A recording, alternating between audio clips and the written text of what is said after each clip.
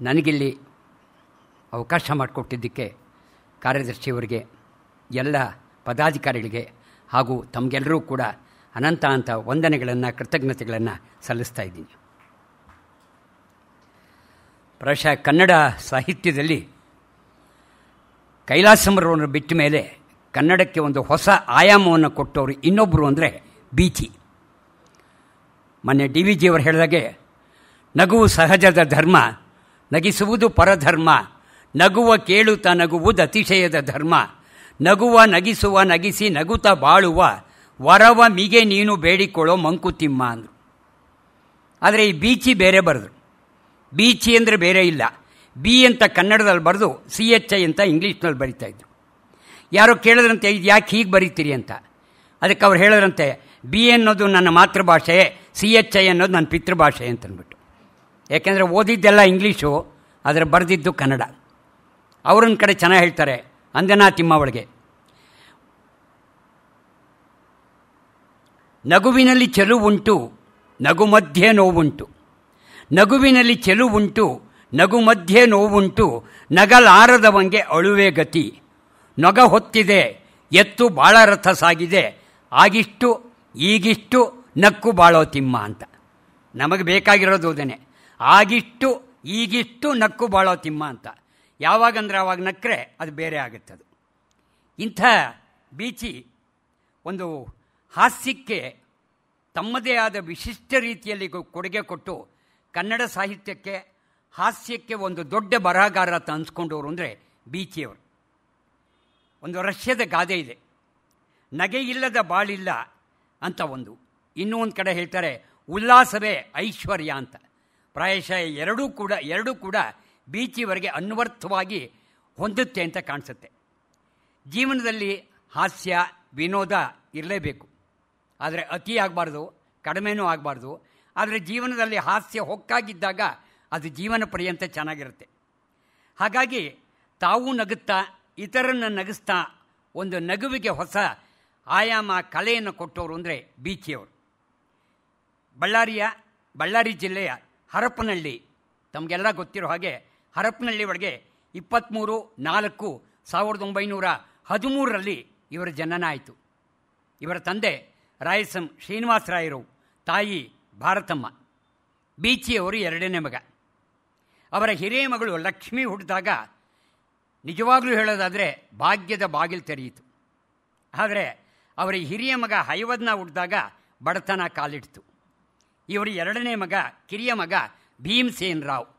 ಹೆಸರು ನೋಡಿ ಹೇಗಿದೆ, ನರಪೇತ್ಲಾ ನಾರಾಯಣ ಇದ್ದ ಇವನಿಗೆ ಭೀಮಸೇನ್ ರಾಯರು ಅಂತ ಹೆಸರಿಟ್ಟಾಗೇ ತೊಟ್ಟಿಲಿನಲ್ಲೇ ನಕ್ಕಿರಬೇಕು ಈ ಭೀಮಸೇನ. ನಾವು ನಾರ್ಮಲಾಗಿ ನಿಮಗೆ ಗೊತ್ತಿದೆ ಎಲ್ರಿಗೂ, ನಾರಾಯಣನ ನಾಣಿ ಅಂತನೋ, ಲಕ್ಷ್ಮಣನಿಗೆ ಲಚ್ಚು ಅಂತನೋ, ಇಲ್ಲ ಹೀಗೆ ಬೇರೆ ಬೇರೆ ಏನು ಮುದ್ದಿನಿಂದ ಕರಿತೀವೋ ಹಾಗೆ ಈ ಭೀಮಸೇನ್ ರಾಯರನ್ನ ಮುದ್ದಿನಿಂದ ಅವರ ತಾಯಿ ಕರೆದಿದ್ದು ಬೀಚಿ ಅಂತ. ಆ ಬೀಚಿ ಅನ್ನೋದೇ ಪ್ರಾಯಶಃ ಕಾವ್ಯನಾಮವಾಗಿ ಕನ್ನಡ ಸಾಹಿತ್ಯಕ್ಕೆ ದೊಡ್ಡ ಕೊಡುಗೆ ಕೊಟ್ಟವರು ಅಂದರೆ ಈ ಭೀಮಸೇನ್ ರಾಯರು. ಒಂದೇನು ಅಂತಂದರೆ ಇವರ ಜನನ ಆದಮೇಲೆ ಸ್ವಲ್ಪ ದಿವಸಕ್ಕೇ ಅವ್ರ ತಂದೆ ತೀರ್ಕೊಳ್ತಾರೆ. ಆಗಿನ ಕಾಲದ ವಿಧವೆಯ ಬಾಳನ್ನು ಚಿಕ್ಕ ಹುಡುಗನಾಗಿದ್ದಾಗೆ ಅವರು ಕಂಡಿರ್ತಾರೆ. ಹರಪನಹಳ್ಳಿ ಒಳಗೇ ವಿದ್ಯಾಭ್ಯಾಸ ಎಲ್ಲ ಮುಗೀತು. ಆದರೆ ಅವ್ರ ತಾಯಿ ಏನಾದರೂ ಜೋರಾಗಿ ಗದರಿದ್ರೆ ಎಲ್ಲಾದರೂ ಓಡೋಗ್ಬಿಡೋರಂತೆ. ಆದರೆ ಒಂದು ಸಾರಿ ಜೋರಾಗಿ ಅಳ್ತಾ ಇದ್ದಾಗ, ತಪ್ಪು ಮಾಡ್ದ ಅಂತ ಬೈದಾಗ ಇವರೇನಿಲ್ಲ, ಕೋಪ ನೆತ್ತಿಗೇರ್ತು, ಹೋಗ್ಬಿಟ್ಟು ಬಾವಿ ಕಡೆ ಹೋಗ್ಬಿಟ್ಟು ನಾನು ಪ್ರಾಣ ಕಳ್ಕೊಳ್ತೀನಿ ಅಂತ ಹೋಗ್ತಾರೆ. ಆದರೆ ಬಾವಿ ಹತ್ರ ಹೋಗಿ ಅವ್ರು ಇನ್ನೇನು ತಲೆ ಹಾಕಿ ನೋಡ್ತಾರೆ, ಅಲ್ಲಿ ದೊಡ್ಡ ಹಾವಿತ್ತಂತೆ. ಆಗ ಅನ್ಕೊಂಡ್ರಂತೆ, ಅಯ್ಯೋ ಭಿಕ್ಷೆ ಬೇಡಾದರೂ ಬದುಕಿದ್ರೆ ಸಾಕು, ಇಲ್ಲಿ ಬಿದ್ದು ಯಾವನ ಪ್ರಾಣ ಕಳ್ಕೊಂತ ಅಂತ ಬರ್ತಾರೆ. ಇನ್ನೊಂದು ಸಾರಿ ಅವರಿಗೆ ಚಿಕ್ಕ ಹುಡುಗನಾಗಿದ್ದಾಗಿಂದ ನಾಟಕದ ಹುಚ್ಚು ಜಾಸ್ತಿ.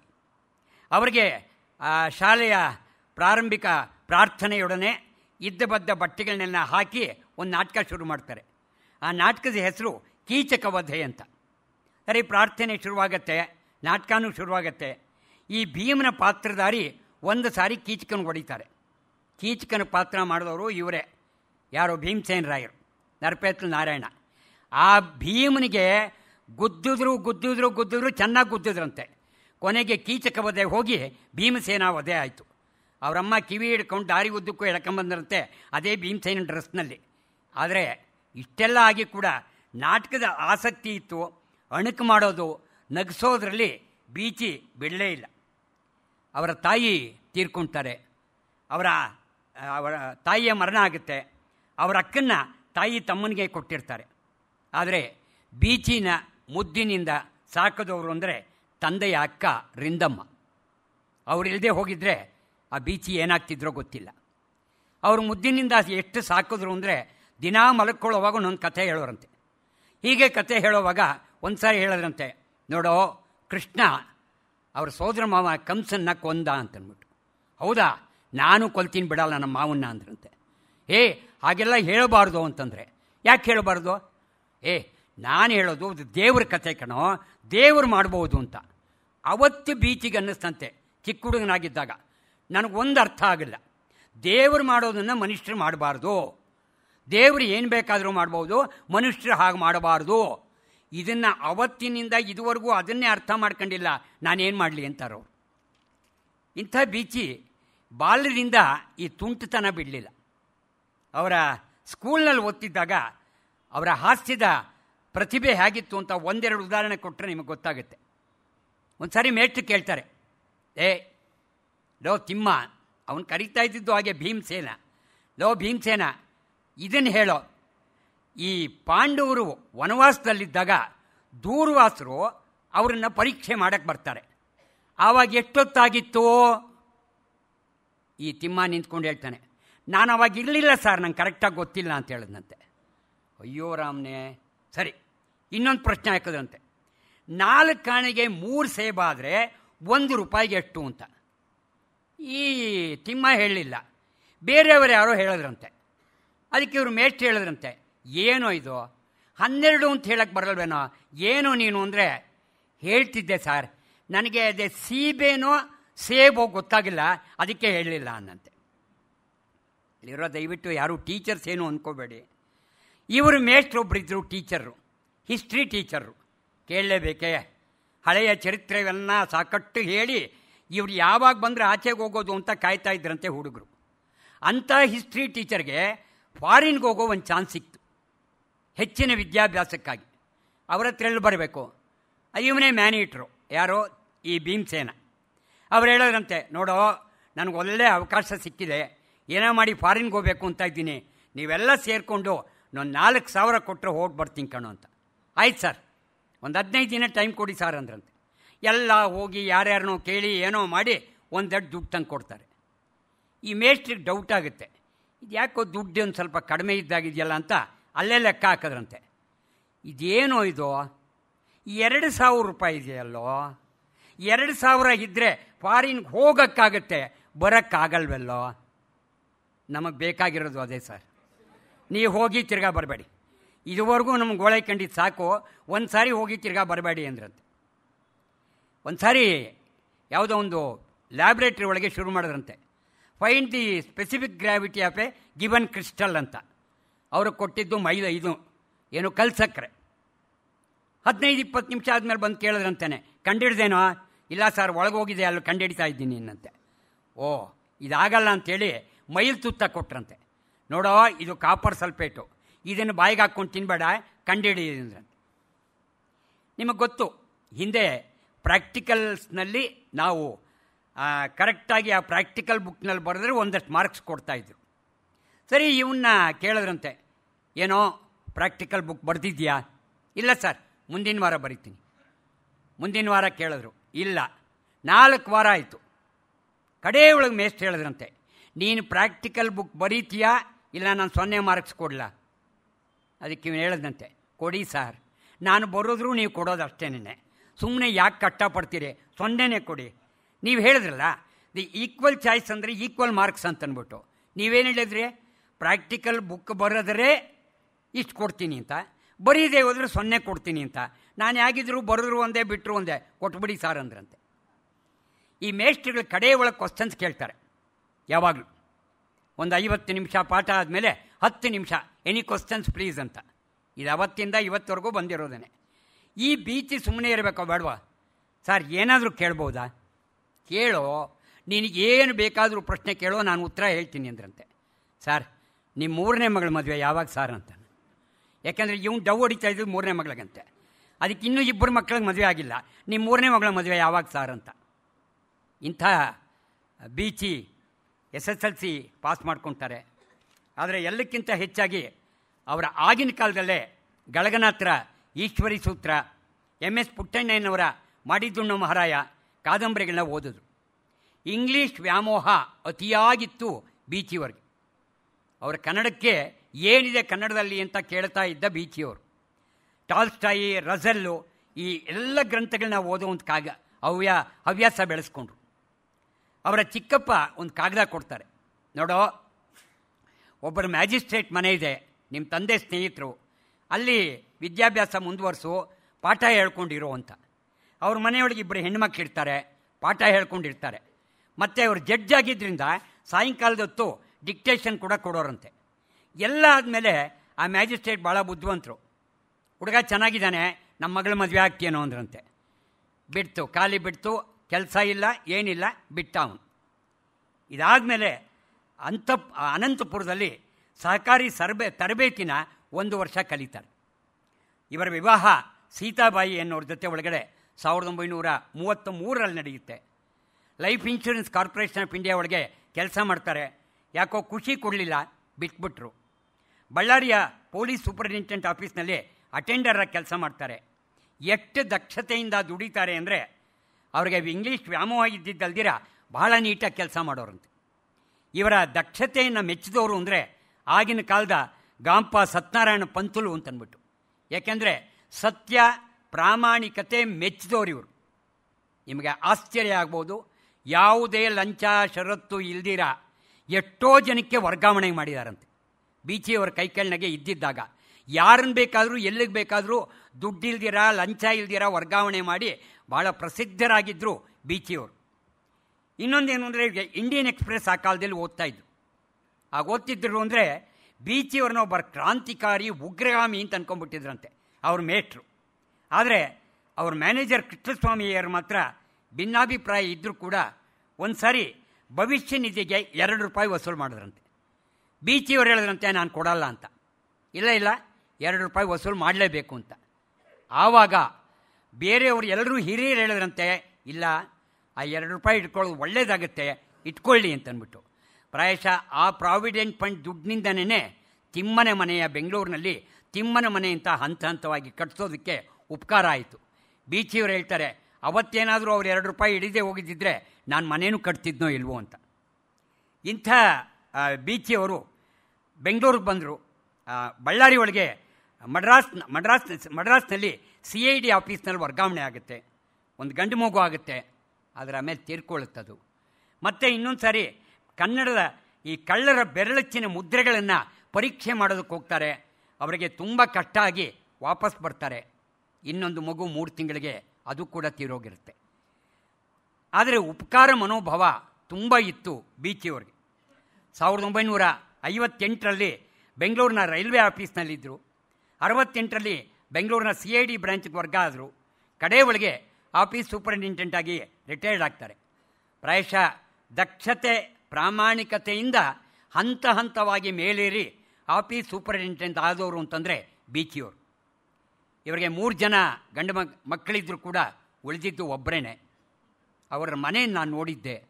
ಸಹಕಾರ ನಗರದಲ್ಲಿ ಡಾಕ್ಟರ್ ಶ್ರೀನಿವಾಸ ಮೂರ್ತಿ ಅಂತಿದ್ದರು. ಇತ್ತೀಚೆಗೆ ಒಂದು 4-5 ವರ್ಷದ ಕೆಳಗೆ ಅವರು ಕೂಡ ತೀರ್ಕೊಂಡ್ರು. ನಾನೊಂದು ಸಾರಿ ಕಗ್ಗದ ಬಗ್ಗೆ ಕಾರ್ಯಕ್ರಮ ಅವ್ರ ಮನೆಯೊಳಗೆ ಏರ್ಪಾಟ್ ಮಾಡಿದರು. ಆವಾಗ ನನ್ನ ಪರಿಚಯ ಆಗಿತ್ತು ಬೀಚಿಯವರ ಮಗ ಅಂತ. ಹಾಗಾಗಿ ಅವರ ಮನೆಯಲ್ಲಿ ಅವರ ಏನೆಲ್ಲ ದುಃಖ ಇದ್ದರೂ ಕೂಡ ಬೇರೆಯವ್ರನ್ನ ನಗಿಸೋವಂಥ ಒಂದು ಶಕ್ತಿ ಇತ್ತು ಅಂದರೆ ಬೀಚಿಯವರಿಗೆ. ಅವ್ರಿಗೆಲ್ಲಕ್ಕಿಂತ ಹೆಚ್ಚಾಗಿ ಮಳೆಬೆನ್ನೂರು ಸತ್ಯವಂತರ ಪರಿಚಯ ಆಗುತ್ತೆ. ಯಾಕೆ ಹೇಳ್ತೀನಿ ಅಂದರೆ, ನೀವು ಕನ್ನಡದಲ್ಲಿ ಯಾಕೆ ಬರೀಬಾರ್ದು ಅಂತಾರೆ. ಬರೀ ಇಂಗ್ಲೀಷ್ ವ್ಯಾಮೋಹ ಇದ್ದವ್ರು ನೀವು ಕನ್ನಡದಲ್ಲಿ ಯಾಕೆ ಬರೀಬಾರ್ದು ಅಂತ. ಪ್ರಾಯಶಃ ನಮ್ಮ ಕುವೆಂಪುರವ್ರಿಗೂ ಅಷ್ಟೇ, ಕಝಿನ್ ಅಂತ ಒಬ್ಬರು ಇಂಗ್ಲೀಷ್ನ ಪ್ರಾಧ್ಯಾಪಕರವರು, ನೀವು ಕನ್ನಡದಲ್ಲಿ ಬರೀರಿ, ಕನ್ನಡದಲ್ಲಿ ಮೆಚ್ಚಿದ್ರೆ ಅದನ್ನ ಆಮೇಲೆ ಇಂಗ್ಲೀಷ್ನಲ್ಲಿ ಯಾರು ಬೇಕಾದರೂ ಟ್ರಾನ್ಸ್ಲೇಟ್ ಮಾಡ್ತಾರೆ ಅಂತ ಹೇಳಿದ್ದ ಅನುಭವ ಇದೆ. ಎಲ್ಲಕ್ಕಿಂತ ಹೆಚ್ಚಾಗಿ ಅನಕ್ರು ಒಂದು ಕಡೆ ಚೆನ್ನಾಗಿ ಹೇಳ್ತಾರೆ, ಕನ್ನಡನ ಎಲ್ಲರನ್ನೂ ಕೈ ಬೀಸಿ ಕರೆಯುತ್ತೆ, ಆದರೆ ಕೆಲವರನ್ನು ಮಾತ್ರ ಆರಿಸ್ಕೊಳ್ಳುತ್ತೆ ಅಂತ. ಆಗ ಆರಿಸ್ಕೊಂಡ ವ್ಯಕ್ತಿ ಅಂತಂದರೆ ಬೀಚಿ. ಎಲ್ಲಕ್ಕಿಂತ ಇವರು ಇನ್ನೊಂದೇ ಅಂದರೆ ಅಸ್ಪೃಶ್ಯತಾ ಚಳುವಳಿ, ಸ್ತ್ರೀ ಸ್ವಾತಂತ್ರ್ಯ, ವಿಧವಾ ವಿವಾಹ, ಹೀಗೆ ಸಾಮಾಜಿಕ ಕಾರ್ಯಗಳಲ್ಲಿ ಸಕ್ರಿಯವಾಗಿ ಭಾಗವಹಿಸ್ತಾ ಇದ್ದವರು ಅಂದರೆ ಬೀಚಿಯವರು. ಕನ್ನಡದ ಬಗ್ಗೆ ಇವರಿಗಿಷ್ಟೆಲ್ಲ ಅಭಿಮಾನ ಮೂಡೋದಕ್ಕೆ ಕಾರಣ ಯಾರು ಅಂದರೆ ಇವರ ಹೆಂಡತಿ. ಇವರು ರೈಲ್ವೆ ಡಿಪಾರ್ಟ್ಮೆಂಟ್ನಲ್ಲಿದ್ದಾಗ ಅವ್ರ ಹೆಂಡತಿ ಹೇಳೋರಂತೆ, ಯಾವುದಾದ್ರೂ ಒಂದು ಪುಸ್ತಕ ತೊಗೊಂಬನ್ನಿ ನನಗೆ ಓದಬೇಕು ಅಂತ. ಅದೇನು ಕನ್ನಡ ಕಾದಂಬರಿ ಓದ್ಲಾಡ್ತೀವಮ್ಮ, ಏನಿದೆ ಕನ್ನಡದಲ್ಲಿ ಅಂದ್ರಂತೆ. ಇಲ್ಲ, ಯಾವುದಾದ್ರೂ ಹೊಸ ಕಾದಂಬರಿ ಇದ್ದರೆ ತಂದುಕೊಡಿ ಅಂದ್ರಂತೆ.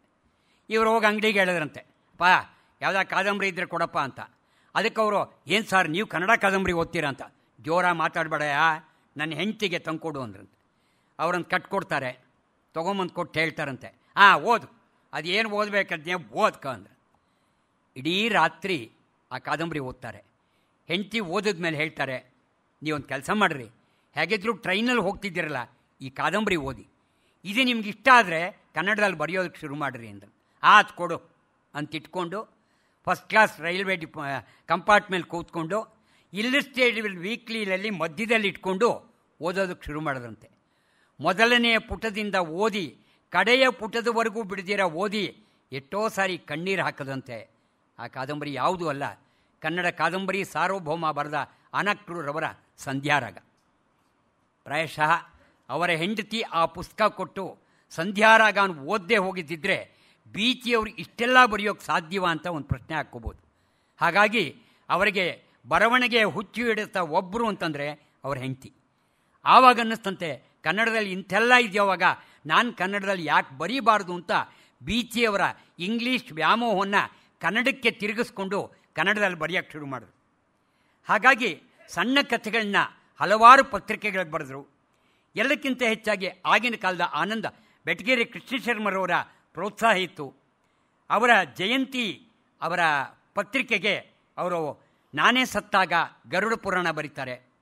ಪಂಡಿತ್ ತಾರಾನಾಥ್ರವರ ಪ್ರೇಮ ಪತ್ರಿಕೆಯಲ್ಲಿ ಬರೆಯೋದಕ್ಕೆ ಶುರು ಮಾಡ್ತಾರೆ. ಮಡ್ರಾಸ್ನಲ್ಲಿದ್ದಾಗ ಶಿವಸ್ವಾಮಿಯವರ ಒಂದು ಪರಿಚಯ ಆಗುತ್ತೆ ಆಕಾಶವಾಣಿಗೆ. ಹಾಗಾಗಿ ಆಕಾಶವಾಣಿಯ ಕೆಲವರು ನಾಟಕಗಳನ್ನು ಕೂಡ ಬರೀತಾರೆ. ನಮ್ಮ ಬೀಚಿ ಅಂದ ತಕ್ಷಣ ನಮ್ಗೆ ಜ್ಞಾಪಕ ಬರೋದು ತೀ ಸೊನ್ನೆಮ ತಿಮ್ಮ. ನಮ್ಮ ಡಿ ವಿ ಜಿ ಅವ್ರದ್ದು ತಿಮ್ಮ, ಅದು ಇದು ತೀ ಸೊನ್ನೆಮ ತಿಮ್ಮ. ಈ ತಿಮ್ಮ ಬೀಚಿಯವರ ಮಾನಸ ಪುತ್ರ. ತಿಮ್ಮ ಹಾಸ್ಯ ಹೊಕ್ಕು ಹೆಚ್ಚು ಕಡಿಮೆ ತಿಮ್ಮ ತಾವೇ ಅಂತ ಕರ್ಕೊಂಡಿರೋದು ಹೆಚ್ಚು ಕಡಿಮೆ ಇದೆ. ಅದಕ್ಕೇ ಅವರ ಮನೆ ಹೆಸರು ತಿಮ್ಮನ ಮನೆ ಅಂತಿದೆ. ಅವರ ಅನೇಕ ಕಾದಂಬರಿ ಪುಸ್ತಕಗಳಿಗೆ ತಿಮ್ಮ ರಸಾಯನ, ತಿಮ್ಮ ತಲೆ, ತಿಮ್ಮನ ತಲೆ, ಬೆಳ್ಳಿ ತಿಮ್ಮ, 108 ಹೇಳ್ದ, ಈ ಎಲ್ಲ ಕೃತಿಗಳಿಗೆ ತಿಮ್ಮ ಅಂತಲೇ ಹೆಸರಿಡ್ತಾರೆ. ಒಂದೇನು ಅಂದರೆ ಕನ್ನಡ ಸಾಹಿತ್ಯಕ್ಕೆ ಹಾಸ್ಯ ವಿಡಂಬನೆ ಕೊಟ್ಟು ವೈಚಾರಿಕತೆಯ ಮೂಲಕ, ಕನ್ನಡದ ಹಾಸ್ಯದ ಮೂಲಕ ಹಲವಾರು ಕಾದಂಬರಿಗಳನ್ನ, ಬೇರೆ ವೈಚಾರಿಕತೆ ಕಥೆಗಳನ್ನು ಬರ್ಕೊಂಬರ್ತಾರೆ. ಅವರಿಗೆ ಇನ್ನೊಂದೇನೆಂದರೆ ಪುಸ್ತಕ ಓದೋ ಹವ್ಯಾಸ. ನಾನು ಆಗಲೇ ಹೇಳಿದಾಗೆ ಅನಕ್ರೂರವರ ಸಂಧ್ಯಾರಾಗ ಆದಮೇಲೆ ಶ್ರೀರಂಗರ ವಿಶ್ವಾಮಿತ್ರ ಸೃಷ್ಟಿ, ಜಿ ಪಿ ರಾಜರತ್ನವರವರ ಹನಿಗಳು, ಶಂಭಾಜೋಶಿಯವರ ಯಕ್ಷಪ್ರಶ್ನೆ, ಕೆ ವಿ ಅವರ ರೂಪದರ್ಶಿ, ಇವೆಲ್ಲವೂ ಕೂಡ ಬೀಚಿಯವರ ಕನ್ನಡಕ್ಕೆ ಒಂದು ದೊಡ್ಡ ಕೊಡುಗೆ ಕೊಡ್ತು. ಇವೆಲ್ಲ ಓದಿದ ಮೇಲೆ ನಾನು ಕನ್ನಡದಲ್ಲಿ ಯಾಕೆ ಬರೀಬಾರ್ದು ಅನ್ನೋ ಒಂದು ಹವ್ಯಾಸ ಹುಟ್ಕೊಂಡು ಬರೆಯೋಕ್ಕೆ ಶುರು ಮಾಡಿದ್ರು. ಬೀಚಿಯವರಿಗೆ ತುಂಬ ಹೆಸರು ಕೊಟ್ಟಿದ್ದು ಅಂದರೆ ತಿಮ್ಮನ ತಲೆ. ಪ್ರಾಯಶಃ ನೀವು ಯಾರು ಓದಿರ್ತೀರಿ, ಭಾಳ ಜನ ಓದಿರ್ತೀರಿ. ಓದದೇ ಹೋದರೆ ದಯವಿಟ್ಟು ತೊಗೊಂಡು ಓದಿ. ಯಾವಾಗಾದರೂ ಬೇಜಾರಾದಾಗ ಒಂದು 4 ತಿಮ್ಮನ ತಲೆ ಹೋದರೆ ಇರೋ ಟೆನ್ಷನ್ ಎಲ್ಲ ಕಡಿಮೆ ಆಗುತ್ತೆ. ಈ ತಿಮ್ಮನ ತಲೆ ಡೆಕನರೋಲ್ನಲ್ಲಿ ಆವಾಗ ಜೋಸೆಫ್ ಪೋತೆನ್ ಅನ್ನೋರು over A cup of tea ಅಂತ ಬರೀತಾಯಿದ್ರು ಡೆಕನರಾಲ್ಡಲ್ಲಿ. ಅದು ಒಂಥರ ಹಾಸ್ಯ ಚಟಾಕಿ ಇತ್ತು. ಬೀಚಿಯವ್ರಿಗೆ ಅನ್ನಿಸ್ತಂತೆ ಇದನ್ನು ಕನ್ನಡದಲ್ಲಿ ಯಾಕೆ ಬರೀಬಾರ್ದು. ಹಾಗನ್ನಿಸ್ಕೊಂಡು ಕನ್ನಡದಲ್ಲಿ ಬರೆಯೋ ಒಂದು ಆಸೆ ಉಟ್ಕೊಂಡ್ಮೇಲೆ ಪಾಟೀಲ್ ಪುಟ್ಟಪ್ಪನವರ ವಿಶಾಲ ಕರ್ನಾಟಕದಲ್ಲಿ ಕೆನೆಯ ಮೊಸರು ಅಂತ ಒಂದು ವಿಭಾಗ ಶುರು ಮಾಡಿ ಅದರಲ್ಲಿ ಬರೆಯೋಕ್ಕೆ ಶುರು ಮಾಡಿದ್ರು. ಅದಾದಮೇಲೆ ಅದನ್ನು ಸಂಗ್ರಹಿಸಿ ತಿಮ್ಮನ ತಲೆ ಅಂತ ಬರೆದು, ಇದಾಗಲೇ ಸುಮಾರು ಒಂದು 15-20 ಮುದ್ರಣ ಆಗಿರ್ಬೋದು ತಿಮ್ಮನ ತಲೆ.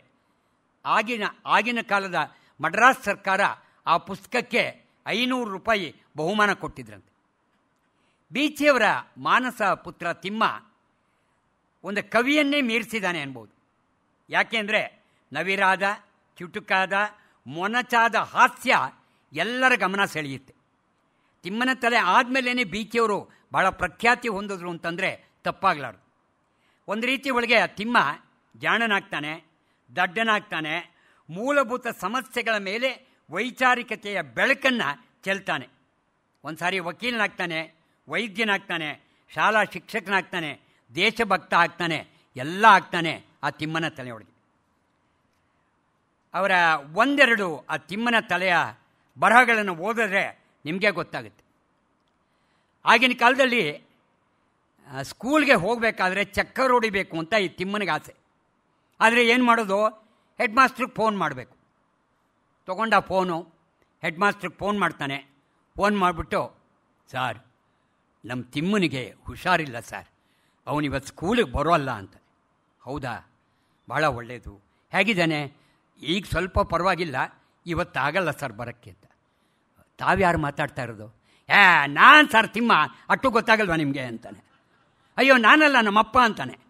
ಅಂದರೆ ಅವನಿಗೆ ಹೇಗೆ ಮಾತಾಡಬೇಕು ಅನ್ನೋದು ಗೊತ್ತಿಲ್ಲ ಅವನಿಗಲ್ಲಿ. ಇನ್ನೊಂದು ಸಾರಿ ಭಾಳ ಚೆನ್ನಾಗಿದೆ, ಯಾವುದಕ್ಕೆ ಲಾಯಕ್ಕು ಅಂತ. ಅಪ್ಪ ಏನೋ ತಿಮ್ಮ, ಮೊನ್ನೆ ಶಾಲೆಗೆ ಶಿಕ್ಷಣ ಮಂತ್ರಿಗಳು ಬಂದಿದ್ರಪ್ಪ, ಅವ್ರು ಏನು ಹೇಳಿದ್ರು ಗೊತ್ತಾ? ಏನೋ ತಿಮ್ಮ? ಏನಿಲ್ಲ, ಮೆಟ್ರಿಕ್ ಪಾಸಾದ ಪ್ರತಿಯೊಬ್ಬರು ಕೂಡ 6 ತಿಂಗಳ ಕನಿಷ್ಠ ಆದರೂ ಕೂಡ ಮೇಷ್ಟ್ರಾಗಿ ಕೆಲಸ ಮಾಡಬೇಕು ಅಂತ. ಅದಕ್ಕೆ ತಿಮ್ಮನ ತಂದೆ ಹೇಳ್ತಾರೆ, ಒಳ್ಳೇದಲ್ವೇನೋ, ತುಂಬ ಒಳ್ಳೆಯದು. ಅದಕ್ಕೆ ತಿಮ್ಮ ಹೇಳ್ತಾನೆ, ಅದು ಸರಿಯಪ್ಪ, ಒಳ್ಳೇದೇನೋ ಸರಿ, ಆದರೆ ಮೆಟ್ರಿಕ್ ಪರೀಕ್ಷೆ ಪಾಸ್ ಆಗದೇ ಇದ್ದವ್ರಿಗೆ ಇದೇನು ಒತ್ತಾಯ ಇಲ್ಲ ಅಲ್ವಾ ಅಂತಾನೆ. ಖಂಡಿತ ಇಲ್ಲ ಕಡ ತಿಮ್ಮ, ಹಾಗಾದರೆ ಅವರು ಮಂತ್ರಿ ಕೆಲಸಕ್ಕೆ ಲಾಯಕ್ಕು ಅಂತ ಇಟ್ಕೊಂಡ್ಲ ಅನ್ನಂತೆ. ನೀನು ತಿಮ್ಮ ಹೇಳೋದು, ಮೆಟ್ರಿಕ್ ಪರೀಕ್ಷೆ ಪಾಸಾಗದೇ ಇದ್ದರೆ ಮಂತ್ರಿಗಳಾಗ್ಬೋದಾ ಅಂತ. ತಿಮ್ಮನ ಸ್ಕೂಲು ಒಂದು ಸಾರಿ ಯಾರೋ ಒಬ್ಬರು ಪೊಲೀಸ್ನವರು ಒಬ್ಬ ಹುಡುಗನ ಹಿಡ್ಕೊಂಡು ಹೋಗ್ತಿರ್ತಾರೆ. ಏನವನು ಈ ಯಾವುದೋ ಚೋರಿ ಕೆಲಸ ಬೇರೆ ಇದು ಏನೇನೋ ಮಾಡಿರ್ತಾರೆ, ಸರಪಡೆ ಹಾಕ್ಕೊಂಡು ಕರ್ಕೊಂಡು ಹೋಗ್ತಾ ಇರ್ತಾರೆ. ಅವನು ಅಯ್ಯೋ ಅಪ್ಪ ಬಿಡಿ, ನನ್ನ ಬಿಡಿ ಅಂತ ಹೊಡ್ಕೊಳ್ತಾ ಇರ್ತಾನೆ. ಈ ತಿಮ್ಮ ಪೊಲೀಸ್ ಇನ್ಸ್ಪೆಕ್ಟರ್ ಹತ್ರ ಬಂದು, ಎಲ್ಲಿಗೆ ಕರ್ಕೊಂಡು ಹೋಗ್ತಿದ್ದೀರಿ? ಅದೇನು ಅವನು ಅಷ್ಟೊಂದು ಕಿರಿಸ್ತಾ ಇದ್ದೀನಿ, ಎಲ್ಲಿಗೆ ಕರ್ಕೊಂಡು ಹೋಗ್ತಿದ್ದೀರಿ ಅಂತ. ಅದಕ್ಕೆ ಅವ್ರು ಹೇಳ್ತಾರೆ, ಪೊಲೀಸ್ ಸ್ಟೇಷನ್ಗೋ, ಭಾಳ ಕಿಲಾಡಿ ಇದ್ದಾನೆ ಇವನು ಅಂತ. ಅಷ್ಟೇನಾ, ನಾನೆಲ್ಲೋ ಸ್ಕೂಲಿಗೆ ಕರ್ಕೊಂಡು ಹೋಗ್ತಿದ್ದೀರೇನೋ ಅಂದ್ಕೊಂಡೆ ಅನ್ನಂತೆ. ಅಂದರೆ ಆಗಿನ ಕಾಲ ಸ್ಕೂಲ್ಗೆ ಕರ್ಕೊಂಡು ಹೋಗ್ಬೇಕಾದ್ರೆ ಎಷ್ಟು ಹೇಳ್ತಾ ಇದ್ರು ಅಂತ ನೀವು ಅರ್ಥ ಮಾಡ್ಕೊಳ್ಳಿ. ಒಂದು ಸಾರಿ ತಿಮ್ಮನಿಗೆ ಸ್ಕೂಲ್ಗೆ ಹೋಗ್ಬೇಕಾಗಿರುತ್ತೆ, ಬೆಲ್ಟ್ ಸಿಗಲ್ಲ. ಒಳ್ಳೆ ಭರ್ಜರಿ ಊಟ ಮಾಡಿರ್ತಾನೆ, ಬೆಲ್ಟ್ ಸಿಗಲ್ಲ. ಅವ್ರ ಅಮ್ಮನಿಗೆ ಹೇಳ್ತಾನೆ, ಅಮ್ಮ ಬೆಲ್ಟ್ ಸಿಗ್ತಿಲ್ಲ, ನಾನೇನು ಮಾಡಲಿ ಅಂತ. ಅಯ್ಯೋ ಎಲ್ಲೋ ಹುಡ್ಕೋ ಸಿಗುತ್ತೆ ಅಂತಾರೆ. ಎಲ್ಲ ಹುಡುಕ್ತಾನೆ, ಎಲ್ಲೂ ಸಿಗಲ್ಲ. ಅಮ್ಮ ಎಲ್ಲ ಹುಡುಕ್ತೆ, ನಾನೇನು ಮಾಡಲಿ ಅಂತ. ಒಂದು ಹಗ್ಗ ಕಟ್ಕೊಂಡು ಹೋಗು ಅಂತಾರೆ. ಅಮ್ಮ ಹಗ್ಗನೂ ಹುಡುಕ್ದೆ, ನಂಗೆ ಸಿಗ್ತಾ ಇಲ್ಲ, ನಾನೇನು ಮಾಡಲಿ ಅಂತ. ನೀನು ನಾನು ಮಾಡಲಿ ಅಂದರೆ ನಾನೇನು ಮಾಡಲು ಅಂತಾರೆ. ಅದಕ್ಕೆ ಅವನು ತಿಮ್ಮ ಹೇಳ್ತಾನೆ, ಅಮ್ಮ ಒಂದು ಪ್ಲ್ಯಾನ್ ಇದೆ ಹೇಳಲ್ಲ. ಏನು? ಇನ್ನೊಂದು ಸಾರಿ ಊಟ ಮಾಡಿಬಿಡ್ಲ ಅಮ್ಮ, ಬೆಲ್ಟೇನು ಬೇಡ, ಆವಾಗ ಚಡ್ಡಿ ನಿಂತ್ಕೊಳ್ಳುತ್ತೆ ಅಂತಂದ್ಬಿಟ್ಟು. ಒಂದು ಸಾರಿ ತಿಮ್ಮ 4ನೇ ಕ್ಲಾಸ್ನಲ್ಲಿ 4 ವರ್ಷ ಫೇಲಾಗಿರ್ತಾನೆ. ಭಾಳ ಬುದ್ಧಿವಂತ, ಏನು ಮಾಡೋದು, 4 ವರ್ಷ ಫೇಲಾಗಿರ್ತಾನೆ. ಅವರ ಅಕ್ಕನ ಗಂಡ ಅರ್ಥಾತ್ ಭಾವ ಹೆಡ್ ಮಾಸ್ಟ್ರಾಗಿ ಬರ್ತಾರೆ. ಹೆಡ್ ಮಾಸ್ಟ್ರ್ ಆದಮೇಲೆ ಬಂದು ಮೊದಲನೇ ಕೆಲಸ ಏನೋ, ಈ ತಿಮ್ಮನ 4ನೇ ಕ್ಲಾಸಿಂದ 5ನೇ ಕ್ಲಾಸ್ಗೆ ಹಾಕಬೇಕು. ಇಲ್ಲದ್ರೆ ಅವ್ರ ಅಕ್ಕ ಬೈತಾರಲ್ಲ. ಸರಿ, 4ನೇ ಕ್ಲಾಸಿಂದ 5ನೇ ಕ್ಲಾಸ್ಗೆ ಹೋಗಬೇಕು. ಹೋಗೋವಾಗ ಮೇಷ್ಟ್ರು ಕೇಳ್ತಾರೆ, ಏನೋ ತಿಮ್ಮ 8ನೇ ಕ್ಲಾಸ್ಗೆ ಹೋಗ್ತಿದ್ದೀಯೋ ಈಗ ಅಂತ. ಇವ್ನು ಸುಮ್ಮನೆ ಇರಬೇಕೋ ಬೇಡವಾ? ಸರ್ ನಾನೀಗ 4ನೇ ಕ್ಲಾಸಿಂದ 5ನೇ ಕ್ಲಾಸ್ಗೆ ಹೋಗ್ತಾ ಇದ್ದೀನಿ ಸರ್. ನೀವೇನು ಸರ್, ಹೋದ ವರ್ಷವೂ ಇಲ್ಲೇ, ಆದರೂ ಹೋದ ವರ್ಷವೂ ಇಲ್ಲೇ. ಇವನಿಗೆ 4 ವರ್ಷದಿಂದ ಪಾಠ ಹೇಳಿರೋ ಇವರನ್ನೇ ಮೇಷ್ಟ್ರು. ನೀವೇನು ಮುಂದಕ್ಕೆ ಹೋಗೋ ಆಗಿಲ್ಲ, ನಾನು ಹೋಗ್ತಾ ಇದ್ದೀನಿ ಸರ್ ಅಂತಾನು. ಒಂದು ಸಾರಿ ಮೇಷ್ಟ್ರಿಗೆ ಈ ತಂದೆ ಒಂದು ಪ್ರಸಾದ ತೊಗೊಂಬರ್ತಾರೆ. ತಿಮ್ಮ ತಗೊಳ್ಳೋ, ಇದು ಸರಸ್ವತಿ ಪ್ರಸಾದ, ಇದು ತಿಂದರೆ ಭಾಳ ಬುದ್ಧಿ ಚುರುಕಾಗುತ್ತಂತೆ, ನೀನು ಪಾಸಾಗ್ತೀಯ, ಒಳ್ಳೆ ವಿದ್ಯಾವಂತನಾಗ್ತೀಯ, ತಗೊಳ್ಳೋ ಅಂತಾರೆ. ಈ ತಿಮ್ಮ ಸುಮ್ಮನೆ ಇರಬೇಕು ಬೇಡವಾ? ಅಣ್ಣ ಇನ್ನೊಂದು ಪ್ಯಾಕೆಟ್ ಇದ್ರೆ ಕೊಡಿ ಅಂತಾನೆ. ಯಾಕೋ? ನಮ್ಮ ಮೇಷ್ಟ್ರಿಗೊಂದು ಕೊಡಬೇಕು ಅಣ್ಣ ಅಂತಾನೆ. ವಿದ್ಯೆ ಬರುತ್ತೆ ಅಂದರೆ ಅವನು ಕೊಡು ಅಂತ ಕೇಳ್ತಾನೆ. ಒಂದು ಸಾರಿ ತಿಮ್ಮನಿಗೆ ರಾತ್ರಿ ಕನಸು ಬರುತ್ತೆ. ಕನಸು ಬಿದ್ದಾಗ ಬೆಳಿಗ್ಗೆ ಹೇಳ್ತಾನೆ, ಅಣ್ಣ ನನಗೊಂದು ಕನಸು ಬಿತ್ತು ಅಂತ. ಏನಿಲ್ಲ, ರಾತ್ರಿ ನನಗೆ ಏನು ಸರ್ಕಾರ, ಕಾಂಗ್ರೆಸ್ ಸರ್ಕಾರ ನನಗೆ 15 ಎಕರೆ ಭೂಮಿ ಕೊಟ್ಟರು ಅಂತ. ಪರವಾಗಿಲ್ವಲ್ಲೋ, ಚಾನ್ಸ್ ಹೊಡೆದೆ ಅಂತ. ಇಲ್ಲ, ಅದಾದಮೇಲೆ ಜನತಾ ಸರ್ಕಾರ ಬಂತು, ಅದೂ 15 ಎಕರೆ ಭೂಮಿ ಕೊಡ್ತು ಅಂತ. Very good. ಆಮೇಲೆ RSS ಸರ್ಕಾರ ಬಂತು, ಅದು 15 ಎಕರೆ ಕೊಟ್ಟರು. ಅವರ ಅಪ್ಪ ಹೇಳ್ತಾರೆ, ಪರವಾಗಿಲ್ವಲ್ವ 45 ಎಕರೆ ಬಂತು ಅಂತ. ಆಮೇಲೆ ಏನಾಯಿತು? ಆಮೇಲೆ ಕಮ್ಯುನಿಸ್ಟ್ ಸರ್ಕಾರ ಬಂತಪ್ಪ, ಅದು 45 ಎಕರೆ ಅಲ್ದಿರ ನೀನು ಕೊಟ್ಟಿದ್ದ ಭೂಮಿನೂ ಕಿತ್ಕೊಂಡು ಹೋದ್ರು ಅಂತ. ಆಮೇಲೆ ಏನಾಯಿತು? ಏನಿಲ್ಲ, ಎಚ್ಚರಿಕೆ ಆಯಿತು ಅಂತ. ಇಷ್ಟೇ ಅವರು ಬರೆಯೋದು. ಅವರ ತಿಮ್ಮನ ತಲೆ ಓದಿದ್ರೆ ಬರೀ ಒಂದೊಂದು ಪ್ಯಾರಾಗ್ರಾಫು ಅಥವಾ ಅರ್ಧ ಪೇಜ್ ಇದೆ ಅಷ್ಟೇನೆ. ಒಂದು ಸಾರಿ ಅವನು ಹೇಳ್ತಾರೆ, ಬೇರೆ ಊರಿನಾಗ ಓದ್ತಾ ಇರ್ತಾನೆ ತಿಮ್ಮ. ಅವನು ಹೇಳ್ತಾನೆ, ದುಡ್ಡು ಬೇಕಾಗುತ್ತೆ. ಅವರಪ್ಪನ ಕಾಗದ ಬರೀತಾನೆ, ಅಪ್ಪ ನನಗೆ ಇಮ್ಮಿಡಿಯೇಟಾಗಿ 25 ರೂಪಾಯಿ ಕಳಿಸ್ಕೊಡು, ಇಲ್ಲ ಅಂದರೆ ನಾನು ಸಾಯ್ತೀನಿ ಅಂತ. ಅವ್ರು ಹೇಳ್ತಾರೆ, ನನ್ನ ಹತ್ರ ದುಡ್ಡಿಲ್ಲ, ಸಾಯೋಗು ಅಂತ. ಅದಕ್ಕೆ ಇನ್ನೊಂದು ಕಾಗದ ಬರೀತಾನೆ, ನಮ್ಮೂರಿನಲ್ಲಿ ಸಮುದ್ರಕ್ಕೆ ಹೋಗಿ ಸಾಯಕ್ಕೆ ನೀರಿಲ್ಲ, ನಾನು ಬೇರೆ ಊರಿಗೆ ಹೋಗ್ಬಿಟ್ಟು ಸಾಯಬೇಕು, 40 ರೂಪಾಯಿ ಕಳಿಸ್ಕೊಡು ಅಂತಾನೆ. ಅದಕ್ಕೆ ಅವರಪ್ಪ 25 ರೂಪಾಯಿ ಕಳಿಸ್ಕೊಟ್ಬಿಟ್ಟು, ಸದ್ಯಕ್ಕೆ 25 ರೂಪಾಯಿ ಇಟ್ಕೋ, ನಿಮ್ಮೂರಿನಲ್ಲೇ ನೀರು ಬಂದು ಸಮುದ್ರದಲ್ಲಿ ನೀರು ಬರೋ ತನಕ ಅಲ್ಲೇ ಬಿದ್ದು ಸಾಯಿ ಅಂತಾರೆ ಅವರು. ಒಂದು ಸಾರಿ ಮೇಷ್ಟ್ರ ಮನೆಗೆ ಹೋಗ್ತಾನೆ ತಿಮ್ಮ. ಮೇಷ್ಟ್ರ ಮನೆಗೆ ಹೋದ ತಕ್ಷಣ ಅವ್ನು ಕೇಳ್ತಾನೆ, ಸಾರ್ ನನಗೆ ಸ್ವಲ್ಪ ನಿಘಂಟು ಕೊಡಿ ಸಾರ್ ಅಂತ. ಮೇಷ್ಟ್ರುಗಳು ಗೊತ್ತು, ಪುಸ್ತಕ ಕೊಟ್ಟರೆ ವಾಪಸ್ ಬರೋಲ್ಲ ಅಂತ. ಅದಕ್ಕೆ ಅವ್ರು ಹೇಳ್ತಾರೆ, ನೋಡಯ್ಯ ಹಾಗೆಲ್ಲ ಆಚೆ ಕೊಡೋಕ್ಕಾಗಲ್ಲ, ಇಲ್ಲೇ ಉಪಯೋಗಿಸ್ಬಿಟ್ಟು ಹೋಗು ಅಂತ. ಆಯ್ತು ಸರ್. 15 ದಿನ ಆದಮೇಲೆ ಮೇಷ್ಟ್ರು ತಿಮ್ಮನ ಮನೆಗೆ ಬರ್ತಾರೆ. ಏನು ಬನ್ನಿ ಸಾರ್ ಅಂತಾನೆ. ಏನು ಸರ್ ಬಂದಿದ್ದು? ಏನಿಲ್ಲ ಕಣೋ, ಮನೇಲಿ ತುಂಬ ಕಸ ಆಗಿಬಿಟ್ಟಿದೆ ಕಣೋ, ಅದೆಲ್ಲೋ ನನ್ನ ಹೆಂಡತಿ ಕಸ್ಪರ್ಕೆ ಇಟ್ಟಿರೋದು ಕಾಣಿಸ್ತಾನೆ ಇಲ್ಲ, ಸ್ವಲ್ಪ ಕಸ್ಪರ್ಕೆ ಕೊಡೋ ಅಂತಾನೆ. ಹಾಗೆಲ್ಲ ಕೊಡೋಕ್ಕಾಗಲ್ಲ ಸರ್, ಇಲ್ಲೇ ಉಪಯೋಗಿಸ್ಬಿಟ್ಟು ಹೋಗಿ. ಅಂದರೆ ತಿರುಮಂತ್ರ ಹೇಗಿದೆ ನೋಡಿ, ತಿಮ್ಮನ ಮನೆ ಈ ಮೇಷ್ಟ್ರು ಪೊರಕೆ ತೊಗೊಂಡು ಕಸ ಹೊಡಿಬೇಕು, ಅವ್ರು ಹೇಳಿದ್ದನ್ನೇ ತಿರುಮಂತ್ರ, ಬೇರೆ ಏನೂ ಇಲ್ಲ ಅಂತ. ಒಂದು ಸಾರಿ ವಿಜ್ಞಾನದ ಮೇಷ್ಟ್ರು ಕೇಳ್ತಾರೆ, ಏನೋ ಸಗಣಿಯಿಂದ ಏನು ಪ್ರಯೋಜನ ಅಂತ. ಅವ್ರು ಕೇಳಿದ ತಕ್ಷಣ ಹೇಳ್ತಾನೆ, ಸಗಣಿಯಿಂದ ಬೆರಣಿ ಮಾಡ್ಬೋದು, ಸಾರಿಸ್ಬೋದು, ಏನೆಲ್ಲ ಹೇಳ್ತಾರೆ. ಆಗಲ್ಲ ಕಣೋ, ಸರಿಯಾದ ಹೇಳೋ, ನಿಂಗೆ ಗೊತ್ತಾಗ್ತಿಲ್ಲ ಸರ್. ಗೋಡೆ ಹೊಡಿಬೋದು ಸರ್, ಗೋಡೆ ಹೊಡೆದು ಇದೆಲ್ಲ ಮಾಡ್ಬೋದು, ಏನೇನೋ ಹೇಳ್ತಾನೆ. ಏನು ನಂಗೆ ಸರಿಯಾಗಿ ಇದಾಗ್ತಾ ಇಲ್ಲ, ತಿಮ್ಮ ನೀನು ಹೇಳೋ ಅಂತಾನೆ. ಭಾಷಣಕಾರ ಮುಖಕ್ಕೂ ಹೊಡಿಬೋದು ಸರ್ ಅಂತಾನೆ. ಅಂದರೆ ಇವ್ನು ಲೆಕ್ಕ ಹಾಕಳಿ ಏನಿರಬೇಕು ಗೊತ್ತಾ.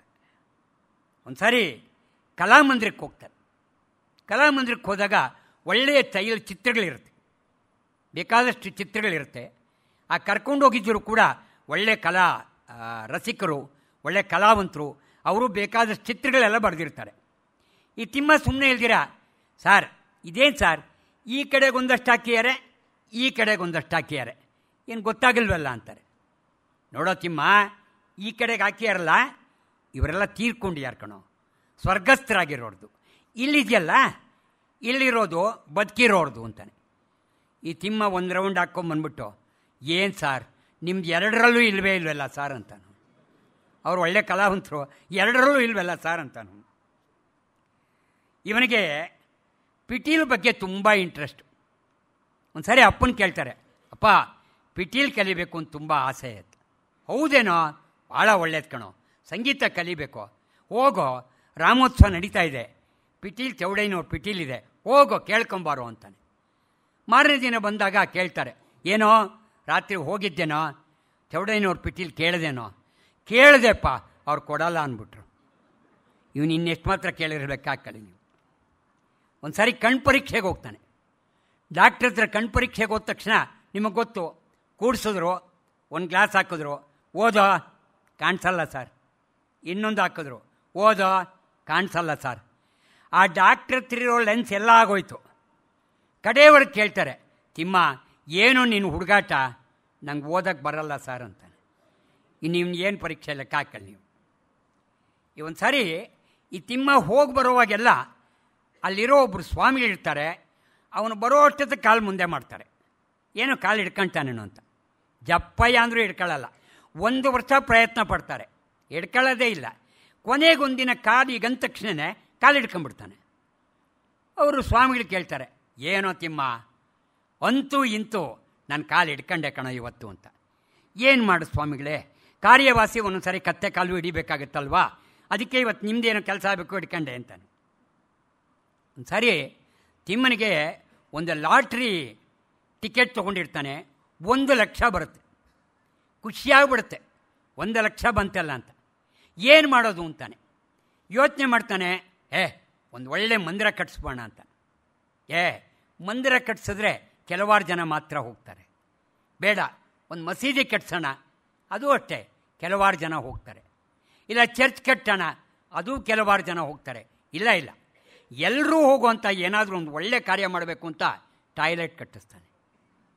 ಅಂದರೆ ಅವನ ಬುದ್ಧಿಶಕ್ತಿಗೂ ಯೋಚನೆ ಮಾಡಬೇಕು ಅಂದರೆ ಎಲ್ಲರೂ ಉಪಯೋಗಿಸೋ ಅಂಥದ್ದು ಒಂದೇ ಅಂದರೆ ಇದು ಅಂತ. ಈ ತಿಮ್ಮನಿಗೆ ಹೆಂಡತಿಯಿಂದ ಒಂದು ಸರಿ ಕಾಗದ ಬರುತ್ತೆ. ಓದ್ತಾನೆ 100 ಸಾರಿ ಓದ್ತಾನೆ, ಪ್ರೀತಿಯಿಂದ ಅಲ್ಲ, ಗೊತ್ತಾಗದೇ ಇರೋದಕ್ಕೆ. ಆ ಹೆಂಡತಿ ಎಷ್ಟು ಚೆನ್ನಾಗಿ ಬರೆದಿರ್ತಾಳೆ ಅಂದರೆ ಓದಿದ್ರೆ ನಿಮಗೆ ಗೊತ್ತಾಗುತ್ತೆ. ಪೂಜಾರಿಗೆ ನೀವು ಕ್ಷಾಮವೇ, ಶಾರದೆ ನೆನೆಸುತ್ತಳೆ, ಈ ಊರಲ್ಲಿ ಪೆಲಗು, ಇಲಿಗಳು ಬಾಳುತ್ತಿವೆ, ತಗಿಯ ಬಾಣೆತನಕ್ಕೆ ಹೋಗೇಲೆ, ಅಯೋಗ್ಯ ಮಂತ್ರಿಗಳು ಮಾಕೆ ಬರಲಿಲ್ಲ, ನಾಲಿ ನೀರು ಬೋಳಿಕಿಟ್ಟ, ರೌಸಿಗೆ ಬಂದಿದೆ ಹಗ್ಗ ಕಳಿಸಿರಿ ಹೆಡ್ಡತಿ ಅಂತ. ಇವನು ಕೊನೆಗೆ ಏನೂ ಅರ್ಥವಾಗದಿರ ಹೆಂಡತಿ ಹತ್ರ ತೊಗೊಂಡೋಗ್ತಾನೆ. ಇದೇನು ಓದಮ್ಮ, ಇದೇನಿದು, ಎಟ್ಟೋದಿದ್ರು ಅರ್ಥವಾಗಿಲ್ವಲ್ಲ ಅಂತ. ಏನಿಲ್ಲ, ನಿಮಗೆ ಗೊತ್ತಾಗುತ್ತೆ. ಪೂಜಾರಿಗೆ ನೀವು ಕ್ಷಾಮವೇ, ಪೂಜ್ಯರೇ ನೀವು ಕ್ಷೇಮವೇ, ಶಾರದೆ ನೆನೆಸುತ್ತಳೆ, ನಿಮ್ಮ ಮಗಳು ಶಾರದೆ ದಿನಾ ನಿಮ್ಮನ್ನು ನೆನೆಸ್ಕೊತಾಳೆ. ಈ ಊರಲ್ಲಿ ಪೆಲಗು, ಈ ಊರಲ್ಲಿ ಪ್ಲೇಗು, ಇಲಿಗಳು ಬಾಳುತ್ತಿವೆ, ಕರ್ಮ, ಇಲಿಗಳು ಬೀಳುತ್ತಿವೆ. ಇಲಿಗಳು ಬಿದ್ದಿರ್ತಾನೆ ಪ್ಲೇಗ್ ಬರೋದು. ತಗಿಯ ಬಾಣೆತನಕ್ಕೆ ಹೋಗೇಲೆ, ತಂಗಿಯ ಬಾಣಂತನಕ್ಕೆ ಹೋಗಲೆ, ನಾನು ಹೋಗಲೆ. ಅಯೋಗ್ಯ ಮಂತ್ರಿಗಳು ಮಾಕೆ ಬರಲಿಲ್ಲ, ಆರೋಗ್ಯ ಮಂತ್ರಿಗಳು ಬಂದಾಗ ನೀವು ಯಾಕೆ ಬರಲಿಲ್ಲ. ನಾಲಿ ನೀರು ಬೋಳಿ ಕಿಟ್ಟ, ನಮ್ಮ ಪ್ರಾಣೇ ಅರ್ಥವಾಗಲ್ಲ. ನಾಲಿ ನೀರು ಬೋಳಿ ಕಿಟ್ಟ, ನಲ್ಲಿ ನೀರಿಗೆ ಬಹಳ ಕಷ್ಟ, ರೌಸಿಗೆ ಬಂದಿದೆ, ಬೇಜಾರಾಗೋಗಿದೆ, ಹಗ್ಗ ಕಳಿಸಿರಿ ನೇಣಾಕಳಕ್ಕಲ್ಲ, ಬಾವಿಲಿ ನೀರು ಸೇದೋಕ್ಕೆ, ನಿಮ್ಮ ಹೆಂಡತಿ ಅಂದರೆ ನಿಮ್ಮ ಹೆಂಡತಿ ಅಂತ. ಬೀಚಿಯವರ ಒಂದೊಂದು ಹಾಸ್ಯದ ತುಣುಕು ಅಥವಾ ಮನೆ ನೋಡಿದಾಗ ಅವರ ಬರೆದಿರೋ ಚಿಕ್ಕದೇ ಆದ್ರೂ ಎಷ್ಟು ಅರ್ಥಗರ್ಭಿತ ಇರೋದು ಅನಿಸುತ್ತೆ. ಒಂದು ಸಾರಿ ಮದುವೆಗೆ ಇಂಟರ್ವ್ಯೂ ಹೋಗ್ತಾನೆ ತಿಮ್ಮ. ಹೋದಾಗ ಅವ್ರು ಹೇಳ್ತಾರೆ, ಬಾರೋ ಅಂತೂ ನೀನಾದರೂ ಬಂದ್ಯಲ್ಲ, ಬಾ ಕೂತ್ಕೋ.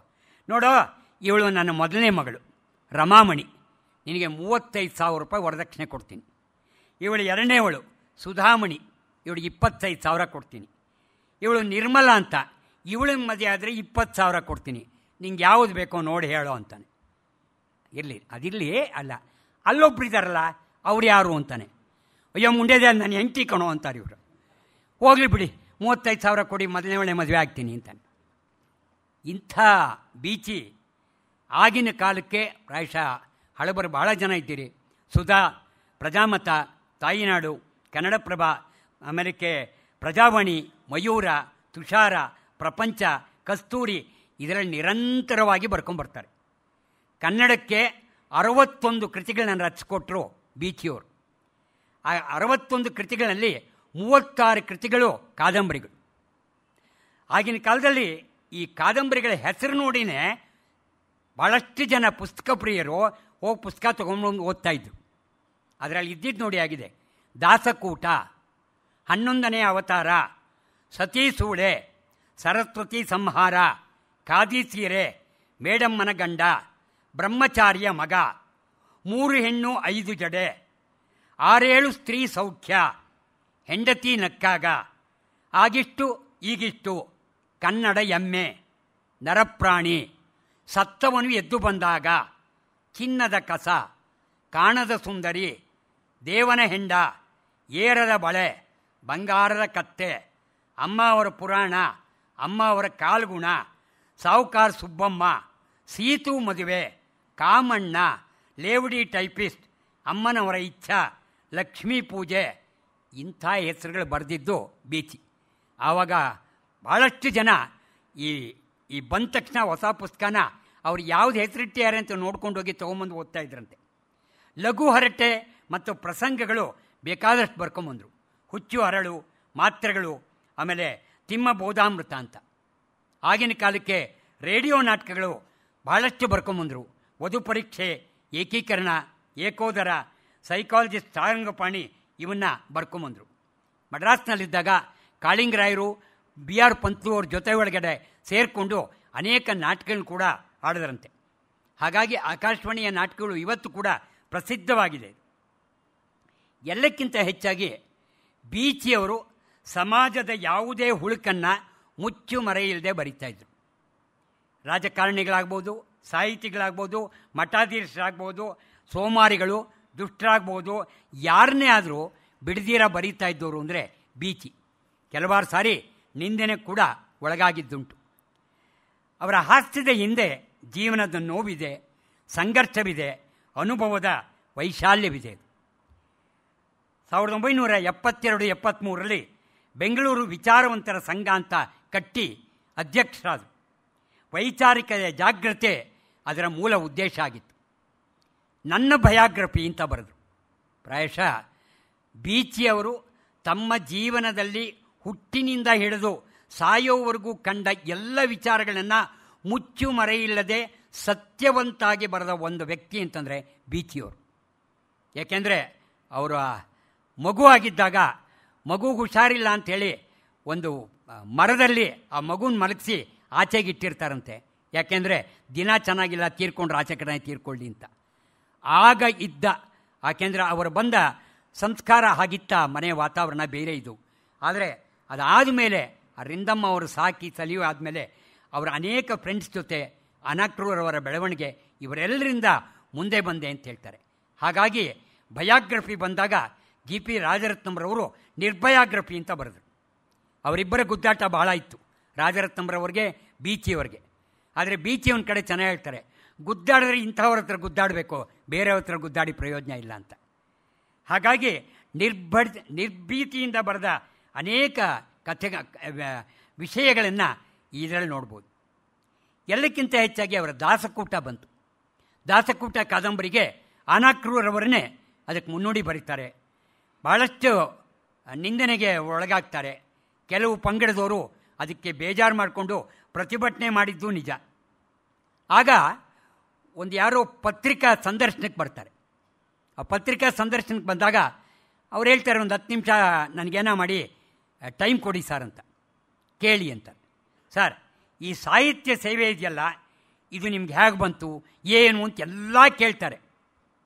ಕಡೇ ಒಳಗೆ ಇವ್ರು ಕೇಳ್ತಾರೆ, ಕನ್ನಡ ಸಾಹಿತ್ಯ ಸೇವೆ ಅಂತ ನಿಮಗೇನು ಗೊತ್ತು ಹೇಳಿ ಅಂತಾರೆ. ಆ ಪತ್ರಿಕಾ ಸಂದರ್ಶನ ಬಂದೊಂದು ತೆಪ್ಕಾಗ್ಬಿಡ್ತಾನೆ, ಅವನಿಗೇನು ಗೊತ್ತಿಲ್ಲ. ಅದಕ್ಕೆ ಅವ್ರು ಹೇಳ್ತಾರೆ, ಇದೊಂದು ಚಟ, ನಶ್ಯ, ಧೂಮಪಾನ, ಬೇರೆ ಚಟಗಳಿದ್ದಾಗೆ ಈ ಸಾಹಿತ್ಯ ಕೂಡ ಒಂದು ಚಟ. ನನಗೆ ಬರೆಯೋ ಚಟ, ಅದಕ್ಕೆ ಬರ್ಕೊಂಡೋದೆ, ಇನ್ನೇನೂ ಇಲ್ಲ ಅಂತ ಹೇಳ್ತಾರೆ. ಖಾದಿ ಸೀರೆ ಅಂತ ಬರೀತಾರೆ. ಈಗ ಇನ್ನೊಂದು ಪಂಗಡದವ್ರಿಗೆ ನಿಂದನೆಗೊಳಗಾಗ್ತಾರೆ. ಆದರೆ ಅವ್ರಿಗೆ ಬೆಂಗಳೂರು ಬಸ್ ಅಂತ ಬರೀತಾರೆ. ಅನಕ್ರೂರವರು ಕೀಪ್ ಇಟ್ ಅಪ್ ಅಂತ ಹೇಳಿ ಅವರಿಗೆ ತುಂಬ ಹೊಗಳಿಕೆ ಬರ್ಕೊಡ್ತಾರೆ. ಇನ್ನೊಂದು ಎಂದರೆ 1959ರಲ್ಲಿ ದೆಹಲಿ ಒಳಗೆ ಆಕಾಶವಾಣಿಯ ಸಮಾರಂಭದಲ್ಲಿ ಕನ್ನಡದಲ್ಲಿ ಸಣ್ಣ ಕಥೆ ಬರೆದು ಓದಿ ಪ್ರಶಂಸೆಗೆ ಗುರಿಯಾದವರು. ಎಲ್ಲಕ್ಕಿಂತ ಹೆಚ್ಚಾಗಿ 1973ರಲ್ಲಿ 5ನೇ ಏಪ್ರೋ ಏಷ್ಯನ್ ಬರಗಾರ ಸಮ್ಮೇಳನ ರಷ್ಯಾದಲ್ಲಾಗುತ್ತೆ. ಆಗ ಅಲ್ಲಿ ನಡೆದ ರಷ್ಯಾ ಸಮ್ಮೇಳನಕ್ಕೆ ಇವರೇನೇ ಪ್ರತಿನಿಧಿಯಾಗಿ ಹೋಗ್ತಾರೆ. ತಾಷ್ಕೆಂಟ್ನಲ್ಲಿ ಭಾರತ, ಪಾಕಿಸ್ತಾನ, ಬಾಂಗ್ಲಾ, ಸೋವಿಯತ್ ಯೂನಿಯನ್ನ ಪ್ರಗತಿಶೀಲ ಬರಹಗಾರರು ಎಲ್ಲರೂ ಇದ್ದು ಇವರು ಅತ್ಯುತ್ತಮವಾಗಿ ಒಂದು ಭಾಷಣ ಮಾಡ್ತಾರೆ. ಅದನ್ನೇ ಇವರು ಕನ್ನಡದಲ್ಲಿ ದೇವರಿಲ್ಲದ ಗುಡಿ ಅಂತ ಪ್ರವಾಸ ಕಥನವನ್ನು ಬರ್ಕೊಂಬರ್ತಾರೆ. ನೀವು ಸುಧಾ ಪತ್ರಿಕೆ ಈಗಲೂ ಓದ್ತಾ ಇದ್ದೀರಿ. ಸುಧಾ ಪತ್ರಿಕೆ ಪ್ರಾಯಶಃ ಶುರುವಾದಾಗ ER ಸೇತುರಾಮ್ ಮತ್ತು MB ಸಿಂಗ್ರವರು ಶುರು ಮಾಡಿದಾಗ ನೀವು ಕೇಳಿದಿರಿ ಅಂತ ಒಂದು ಕಾಲಮನ್ನು ಶುರು ಮಾಡಿದ್ರು. ಈಗಲೂ ನೀವು ಸುಧಾ ತೆಗೆದ್ರೆ 3ನೇ ಪೇಜು ಅದೇನೆ. 1ನೇ ಪೇಜ್ ಸಂಪಾದಕೀಯ ಇರ್ಬೋದು, 2ನೇ ಪೇಜ್ನಲ್ಲಿ ಆಗಿನ ಕಾಲದಲ್ಲಿ ಭಾಳಷ್ಟು ಜನ ಗೊತ್ತಿದೆ GP ರಾಜರತ್ನಂರವರ ವಿಚಾರ ರಶ್ಮಿ ಬರ್ತಾಯಿತ್ತು. ಭಾಳ ಸೊಗಸಾದ ಆರ್ಟಿಕಲ್ ಬರಿತಾಯಿದ್ರು. 3ನೇ ಪೇಜ್ನಲ್ಲಿ ನೀವು ಕೇಳಿದಿರಿ ಅಂತ. ಈ ನೀವು ಕೇಳಿದಿರಿ ಇದೆಯಲ್ಲ, ಇದು ಎಷ್ಟು ಫೇಮಸ್ ಆಯಿತು ಅಂದರೆ ಉತ್ತರ ಭೂಪ ಅಂತ ಬರೀತಾಯಿದ್ರು ಬೀಚಿಯವರು. ಯಾರು ಬರೆದಿದ್ದು ಅಂತ ಯಾರಿಗೂ ಗೊತ್ತಿಲ್ಲ. ಬೀಚಿ ತೀರ್ಕೊಂಡ್ಮೇಲೆ ಪ್ರಜಾವಾಣಿಯೊಳಗೆ ಬರೆದ್ರು ಉತ್ತರ ಭೂಪ ಇನ್ನಿಲ್ಲ ಅಂತ. ಆವಾಗ ಗೊತ್ತಾಯಿತು ಸುಧಾ ಒಳಗೆ ಬರೀತಾ ಇದ್ದಿದ್ದು ಬೀಚಿ ಅಂತಂದ್ಬಿಟ್ಟು. ನೀವು ಕೇಳೋ ಪ್ರಶ್ನೆ ಸರಿಯಾಗಿದ್ದರೆ ಪುಣ್ಯಾತ್ಮ ಪರವಾಗಿಲ್ಲ, ಇಲ್ಲದೆ ಹೋದರೆ ದೇವರೇ ಗತಿ. ಆ ಕೇಳೋ ಪ್ರಶ್ನೆಗಳಿಗೆ ಸೊಗಸಾಗಿ ಉತ್ತರ ಕೊಡ್ತಾ ಇದ್ದರು ಅಂದರೆ ಬೀಚಿ. ಇದಾದಮೇಲೆ ಅಣುಕು ರಾಮನಾಥ್, MS ನರಸಿಂಹಮೂರ್ತಿಗಳು, ಬೇಕಾದಷ್ಟು ಜನ, ಹಲವಾರು ಜನ ನೀವು ಕೇಳಿದಿರಿ ವಿಭಾಗದಲ್ಲಿ ಬರ್ಕೊಂಡು ಬಂದಿದ್ದಾರೆ.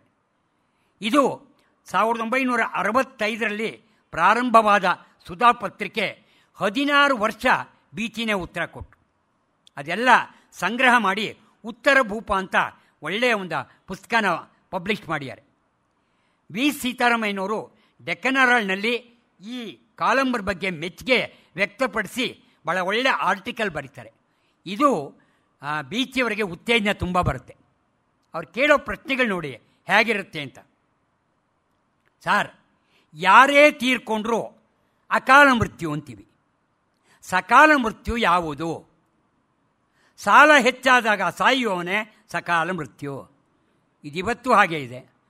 65ರಲ್ಲಿ ಬರೆದಿದ್ದು ಇವತ್ತಿಗೂ ಹಾಗೆ ಇದೆ. ಸರ್, ಮಾನವನಿಂದ ವಿಜ್ಞಾನ ಮುಂದುವರಿಯಿತೋ, ವಿಜ್ಞಾನದಿಂದ ಮಾನವ ಮುಂದುವರೆದನೋ? ಉತ್ತರ, ಅದು ನನಗೆ ಸರಿಯಾಗಿ ಗೊತ್ತಿಲ್ಲ. ಆದರೆ ಕೆಲವು ಮಾನವರಂತೂ ಅವರ ಮಾವನವರಿಂದ ಮುಂದುವರೆದಿದ್ದಾರೆ.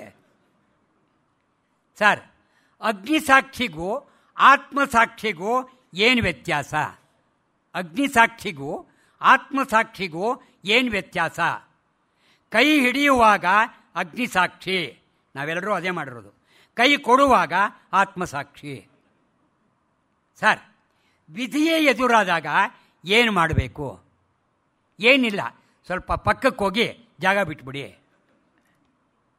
ಸರ್, ನನಗೆ ಇಮ್ಮಿಡಿಯೇಟಾಗಿ ನನಗೊಂದು ಶೀಘ್ರವಾಗಿ ನನಗೆ ಪರಿಹಾರ ಸಿಗಬೇಕು ಸರ್.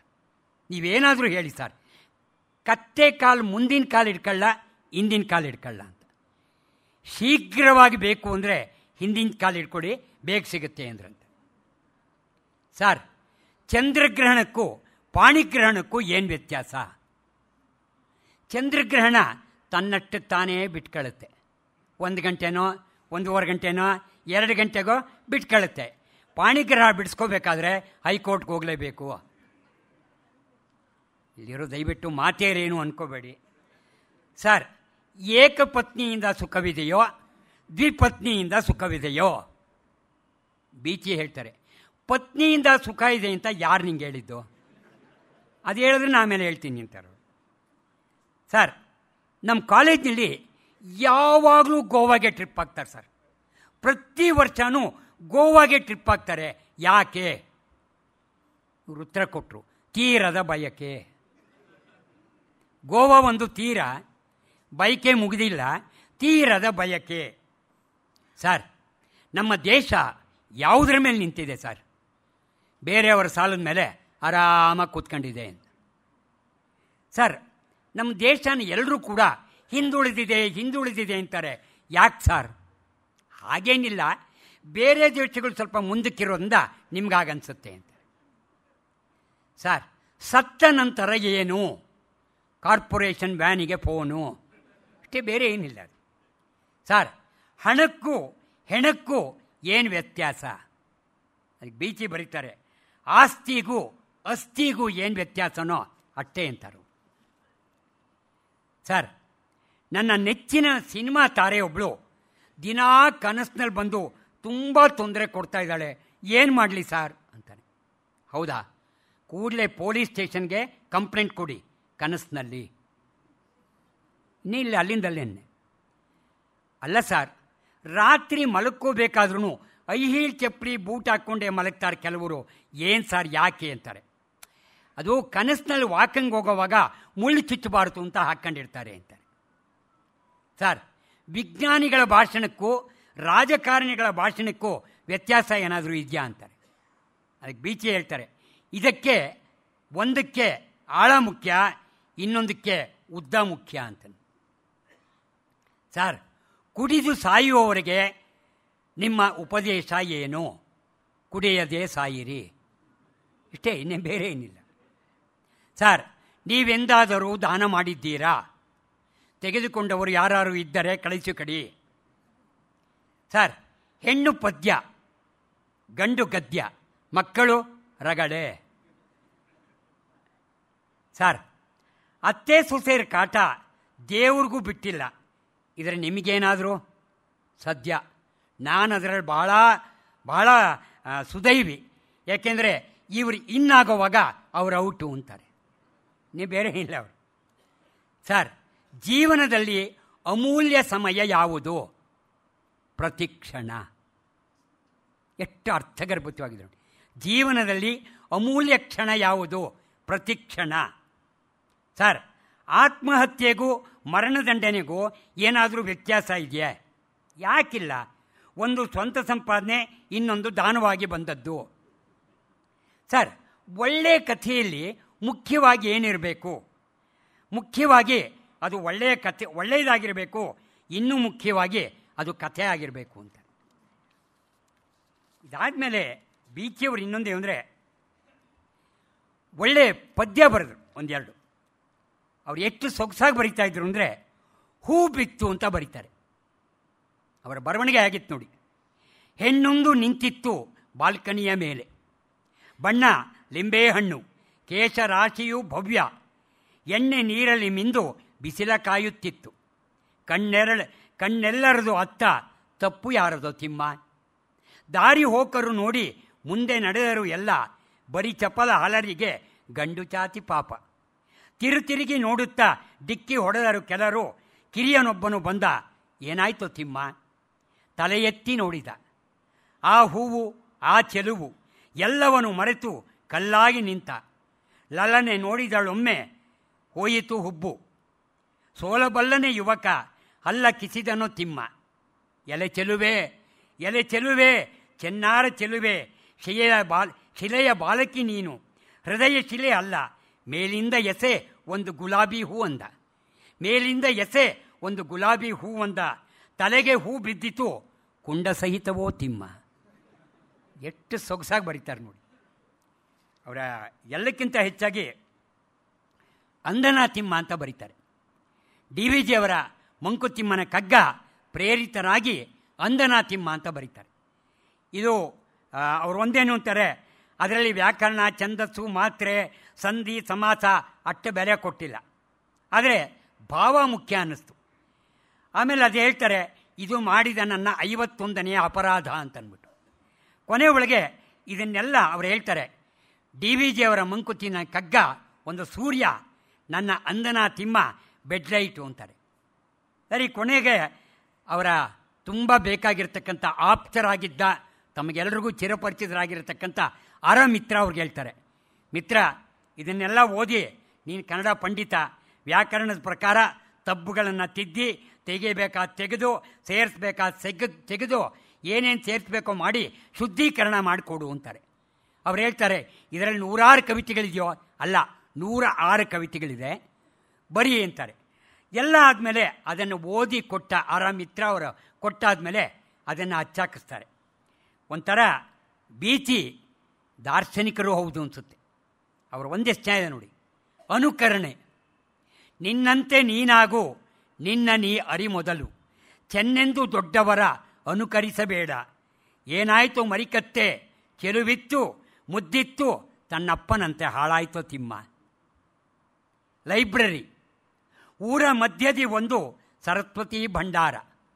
ಊರ ಮಧ್ಯದಿ ಒಂದು ಸರಸ್ವತಿ ಭಂಡಾರ, 2 ಜಾತಿಯ ಪುಸ್ತಕಗಳಲ್ಲಿ. ಹೊರಗೆ ಹೋಗುವು ಕೆಲವು, ಮರಳಿ ಬಾರದು ಹಲವು, 3ನೇ ಜಾತಿ ಇಲ್ಲವೇ ಇಲ್ಲವೋ ತಿಮ್ಮ ಅಂತಾರೆ. ಸಾಲ. ಸಾಲ ಬೇಕಾಗಿತ್ತು, ಬ್ಯಾಂಕಿನಲ್ಲಿ ನುಗ್ಗಿದೆ. ಸಾಲ ಬೇಕಾಗಿತ್ತು, ಬ್ಯಾಂಕಿನಲ್ಲಿ ನುಗ್ಗಿದೆ. ಹೊಲವಿದೆಯೇ, ಮನೆ ಇದೆಯೇ, ಆಸ್ತಿ ಸಾಲಗಳೆಷ್ಟು? ತಲೆ ಒಂದೇ ನನಗೆ ಆಸ್ತಿ, ಹೊಟ್ಟೆಯೇ ನನ್ನ ಸಾಲ. ಸಾಲ ಇಲ್ಲೆಂದರೋ ತಲೆಗೇನು ಬೆಲೆಯೋ ತಿಮ್ಮ. ಅವರು ಒಂದೇ ಹೇಳ್ತಾರೆ, ಹೆಣ್ಣು. ಹರಟೆ ಒಳ್ಳೆಯದಲ್ಲ, ಹರಟೆ ಒಳ್ಳೆಯದಲ್ಲ, ಹರಟುವುದು ಹಿತವಲ್ಲ. ಹರಟುವ ಗಂಡುಗಳ ಸಮಯ ಹಾಳು, ಹರಟುತ್ತ ಹೆಣ್ಣೆರಡು ಕುಳಿತರೆ ದೇವಾ ಯಾರಾರ ಮನೆ ಹಾಳೋ ಬಲ್ಲವರು ಯಾರೋ ತಿಮ್ಮ. ಇನ್ನೊಂದು ಚೆನ್ನಾಗಿ ಹೇಳ್ತಾರೆ, ಕುಡಿತ ಒಳ್ಳೆಯದಲ್ಲ, ಮತಿಗೇಡಿ ಮಾಡುವುದು. ಹೆಚ್ಚು ಕುಡಿದವನೊಬ್ಬ ಏನು ಮಾಡಿದ ಗೊತ್ತೇ, ಹಿಡಿದೊಂದು ಹೆಣ್ಣನ್ನು ಅಮನಿನಲ್ಲಿ ಒಯ್ದ, ಕಡೆಗೆ ನೋಡಿದರೆ ಅವಳ ಮಡದಿಯೋ ತಿಮ್ಮ ಅಂತ. ಭಾಳ ಬೇಕಾಟ್ ಬರ್ತದೆ. ನೆಗಡಿ, ಮೂಗು ಇರುವ ತನಕ ನೆಗಡಿ ತಪ್ಪಿದ್ದಲ್ಲ, ಮೂಗು ಇರುವ ತನಕ ನೆಗಡಿ ತಪ್ಪಿದ್ದಲ್ಲ. ಮೂಗು ಬೇಡೆಂದವರು ಒಬ್ಬರೂ ಕಾಣೆ, ಆಗೊಮ್ಮೆ ಈಗೊಮ್ಮೆ ನೋವು ಆದೊಡೆ, ಹೋಗು ಬಾಳೊಲ್ಲೆ ಎನ್ನುವಯ ತಿಮ್ಮ ಅಂತಾರೆ. ಇನ್ನೊಂದು ಭಾಳ ಚೆನ್ನಾಗಿದೆ, ಅವಳಾರು, ಭಾಳ ತುಂಬ ಚೆನ್ನಾಗಿ ಬರೀತಾರೆ. ಅವಳ ದರ್ಶನವಾಯಿತು 16 ನನಗಾಗ, ಅವಳ ಗೆಳತನ ನನಗೆ ಬಾಳ ತುದಿವರೆಗೂ, ಯಾವಳನ್ನು ಮರೆತರೂ ಅವಳ ಮರೆಯುವುದೇ ಉಂಟೆ, ಅವಳಿಲ್ಲದರೆ ಎನ್ನ ಮುಖ ಅಸಹ್ಯವೋ ತಿಮ್ಮ. ದರ್ಶನ ಮಾತ್ರದಿ ನಾನು ತೃಪ್ತನು ಏನು, ಸ್ಪರ್ಶನೂ ತಪ್ಪದೆ ಆಗಲೇಬೇಕು. ಹರ್ಷದಿಂ ಎನ್ನ ಹೃದಯ ಹಾಡಿ ಹಗುರಾಗುವುದು, ವರ್ಷಗಳು ಕಾಯನು ಆಗುವೆನು ತಿಮ್ಮ. ಅವಳ ಮುಟ್ಟಿದ ಮುಖಕ್ಕೆ ಎಂತಹ ಕಾಂತಿ, ದಿನ ಕಳೆಯಿತೆಂದರೆ ಮತ್ತವಳ ಚಿಂತೆ. ಅವಳ ಮುಂಡತನದಿಂ ರಕ್ತ ಹರಿದುದು ಉಂಟು, ಅವಳಾರು ಬಲ್ಲೆಯ ಬ್ಲೇಡು ತಿಮ್ಮ. ಎಷ್ಟು ಚೆನ್ನಾಗಿ ಬರೆದಿದ್ದಾರೆ ನೋಡಿ. ಅವರ ಇನ್ನೊಂದೇನು ಅಂದರೆ, ಅವರ ಬೆಳ್ಳಿ ತಿಮ್ಮ 108 ಹೇಳ್ದ ಅಂತ ಬರೆದು. ಅಂದರೆ ಇದು ಬೀಚಿಯವರ 25ನೇ ಕಾದಂಬರಿ, ಬೆಳ್ಳಿ ತಿಮ್ಮ 108 ಹೇಳ್ದ ಅಂತ. ಪ್ರಾಯಶಃ ತಿಮ್ಮನ ತಲೆ ಏನಿತ್ತಲ್ಲ ಅದರ ಮುಂದಿವರದ ಭಾಗ ಅಂತ ಕಾಣಿಸುತ್ತದೆ. ಅವ್ರು ಚೆನ್ನಾಗಿ ಹೇಳ್ತಾರೆ, ಮನೆಯೊಳಗೆ ಹೀಗೆ ಯಾರೋ ಇರ್ತಾರೆ, ಹತ್ಕೊಂಡಿರ್ತಾನೆ ಹುಡುಗ ತಿಮ್ಮ. ಅವ್ರ ತಾಯಿ ಕೇಳ್ತಾರೆ, ಯಾಕೋ ತಿಮ್ಮ ಅಳ್ತಾ ಇದೆಯಾ? ಹೊಟ್ಟೆ ನೋವಮ್ಮ. ಅದಕ್ಕೆ ಅವ್ರು ಹೇಳ್ತಾರೆ, ಹೊಟ್ಟೆಯಲ್ಲಿ ಏನೂ ಇಲ್ಲ ಅಂತ ಕಾಣಿಸುತ್ತೆ ಕಣೋ, ಅದಕ್ಕೆ ಹೊಟ್ಟೆ ನೋವು ಇರಬೇಕು, ಸ್ವಲ್ಪ ತಿಂಡಿ ತಗೋ ಅಂತಾರೆ. ತಿಂಡಿ ತೊಗೊಂಡಾದ್ಮೇಲೆ ಹೊಟ್ಟೆ ನೋವು ಕಡಿಮೆ ಆಗುತ್ತೆ. ಮಧ್ಯಾಹ್ನ ಒಂದು ಸಾಯಂಕಾಲ ಪಾರ್ಟಿ ಇರುತ್ತೆ, ಆ ಮೇಷ್ಟ್ರು ಎಲ್ಲ ಬಂದಿರ್ತಾರೆ, ಎಲ್ರಿಗೂ ತಿಂಡಿ ಸಪ್ಲೈ ಮಾಡ್ತಾರೆ. ಮೇಷ್ಟ್ರು ನನಗೆ ಬೇಡ ಅಂತಾರೆ. ತೊಗೊಳ್ಳಿ ಸರ್, ಸ್ವಲ್ಪ ತೊಗೊಳ್ಳಿ ಅಂತಾರೆ.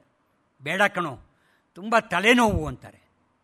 ಈ ತಿಮ್ಮ ಸುಮ್ಮನೆ ಇರಬೇಕು, ಬೇಡ ತಲೆನೇಲೂ ಇಲ್ಲ, ಅದಕ್ಕೇ ತಲೆನೋವು ಅಂತಾನೆ. ಇವರು ಹೊಟ್ಟೆ ನೋವು ಹೇಳಿದ್ರಲ್ಲ ಅದನ್ನೇ ಹೇಳ್ತಾನೆ. ಒಂದು ಸರಿ ತಿಮ್ಮ ಭಾಳ ಬುದ್ಧಿವಂತ, ಬೇಕಾಷ್ಟು ಫೈಲ್ ಆಗಿರ್ತಾನೆ. ಅವರಪ್ಪ ಅಲ್ಲಿ ಇಲ್ಲಿ ಹುಡುಕೊಂಡು ಒಂದು ಗೈಡ್ ತಂದು ಕೊಡ್ತಾರೆ. ಆ ಗೈಡ್ ತಗೊಂಡಾಗ ಹೇಳ್ತಾರೆ, ತಿಮ್ಮ ಓದೋ, ಇದು ಓದಿದ್ರೆ 50% ಗ್ಯಾರಂಟಿ ಬರುತ್ತಂತೆ, ನಿಮ್ಮ ಮೇಷ್ಟ್ರು ಹೇಳಿದ್ದಾರೆ. ಏನಪ್ಪ ನಿಂಗೆ ಬುದ್ಧಿ ಇದೆಯಾ? ಇನ್ನೊಂದು ತೊಗೊಂಬರೋಕ್ಕಾಗಿಲ್ವಾ? 100% ಬರ್ತಿಲ್ವಾ ಅಂತ ನಾನು ಒಂದು ಸಾರಿ ಕೇಳ್ತಾರೆ, ಏನೋ ಓದಿದ್ಯಾ? ಓಯ್ ಸರ್. ಚರಿತ್ರೆ ಗೊತ್ತು ಸರ್. 1947 ಏನಾಯಿತು ಸರ್? ಭಾರತಕ್ಕೆ ಸ್ವಾತಂತ್ರ್ಯ ಬಂತು. Very good. 1950 ಏನಾಯಿತು? ಸ್ವಾತಂತ್ರ್ಯ ಬಂದು 3 ವರ್ಷ ಆಯ್ತು ಸರ್ ಅಂತ. ಒಂದು ಸಾರಿ ಮನೆ ಒಳಗೆ ದೊಡ್ಡ ಗಲಾಟೆ, ಮಗನ ಹೇಳ್ತಿರ್ತಾರೆ, ಬೈತಾ ಇರ್ತಾರೆ. ಕೊನೆಗೆ ಯಾರೋ ಒಬ್ಬರು ಬರ್ತಾರೆ, ಯಾಕೆ ಇಷ್ಟು ಕಿತ್ತಾಡ್ತಾ ಇದ್ದೀರಿ ಅಂತ. ಏನಿಲ್ಲ ಸಾರ್, ರಾತ್ರಿ ಒಳ್ಳೆ 4 ಪದ್ಯ ಬರೆದಿದ್ದೆ, ಈ ನನ್ನ ಮಗ ಬೆಳಗ್ಗೆ ತೊಗೊಂಡೋಗಿ ಒಲೆ ಊರಿಗೆ ಹಾಕ್ಬಿಟ್ಟಿಯಾನೆ. ಮನೆಗೆ ಬಂದವರು ಹೇಳ್ತಾರೆ, ಏನು ಪುಣ್ಯ ಮಾಡಿದ್ದೀರಿ ಸರ್, ತಂದೆ ದೊಡ್ಡ ಸಾಹಿತಿ, ಮಗ ದೊಡ್ಡ ವಿಮರ್ಶಕ, ಇದಕ್ಕಿಂತ ಇನ್ನೇನು ಬೇಕು ಅಂತ ಕೇಳ್ತಾರೆ. ಒಂದು ಸಾರಿ ಅವನಿಗೆ ಮೈಸೂರಿಗೆ ಹೋಗ್ತಾನೆ. ಮೈಸೂರಿಗೆ ಏನು ಅಂದರೆ ಹನಿಮೂನ್ ಕಮ್ ಸೈಟ್ ಸೀಯಿಂಗ್ ಅಂತ ಮೈಸೂರಿಗೆ ಹೋಗ್ತಾನೆ. ಮೈಸೂರಿಗೆ ಹೋದಾಗ ಮೊದಲೇ ಹೇಳ್ತಾರೆ, ಇದೇನೋ ಚಾಮುಂಡಿ ಬೆಟ್ಟ, ಅರಮನೆ, ಕನ್ನಂಬಾಡಿ ಕಟ್ಟೆ ಎಲ್ಲ ನೋಡಬೇಕು ಅಂತ. ವುಡ್ಲ್ಯಾಂಡ್ಸ್ನಲ್ಲಿ ಇಳ್ಕೊಂತಾನೆ.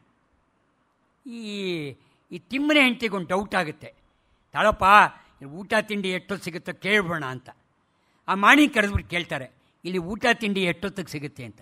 ನೋಡಿ ಅಮ್ಮ, ಬೆಳಿಗ್ಗೆ 7 ಗಂಟೆಯಿಂದ 11 ಗಂಟೆ ತನಕ ತಿಂಡಿ, 11ರಿಂದ 3 ಗಂಟೆ ತನಕ ಊಟ, 3ರಿಂದ ತಿರ್ಗಾ 5-6 ಗಂಟೆ ತನಕ ತಿಂಡಿ, 6ರಿಂದ 10 ತನಕ ಊಟ ಅಂತಾರೆ.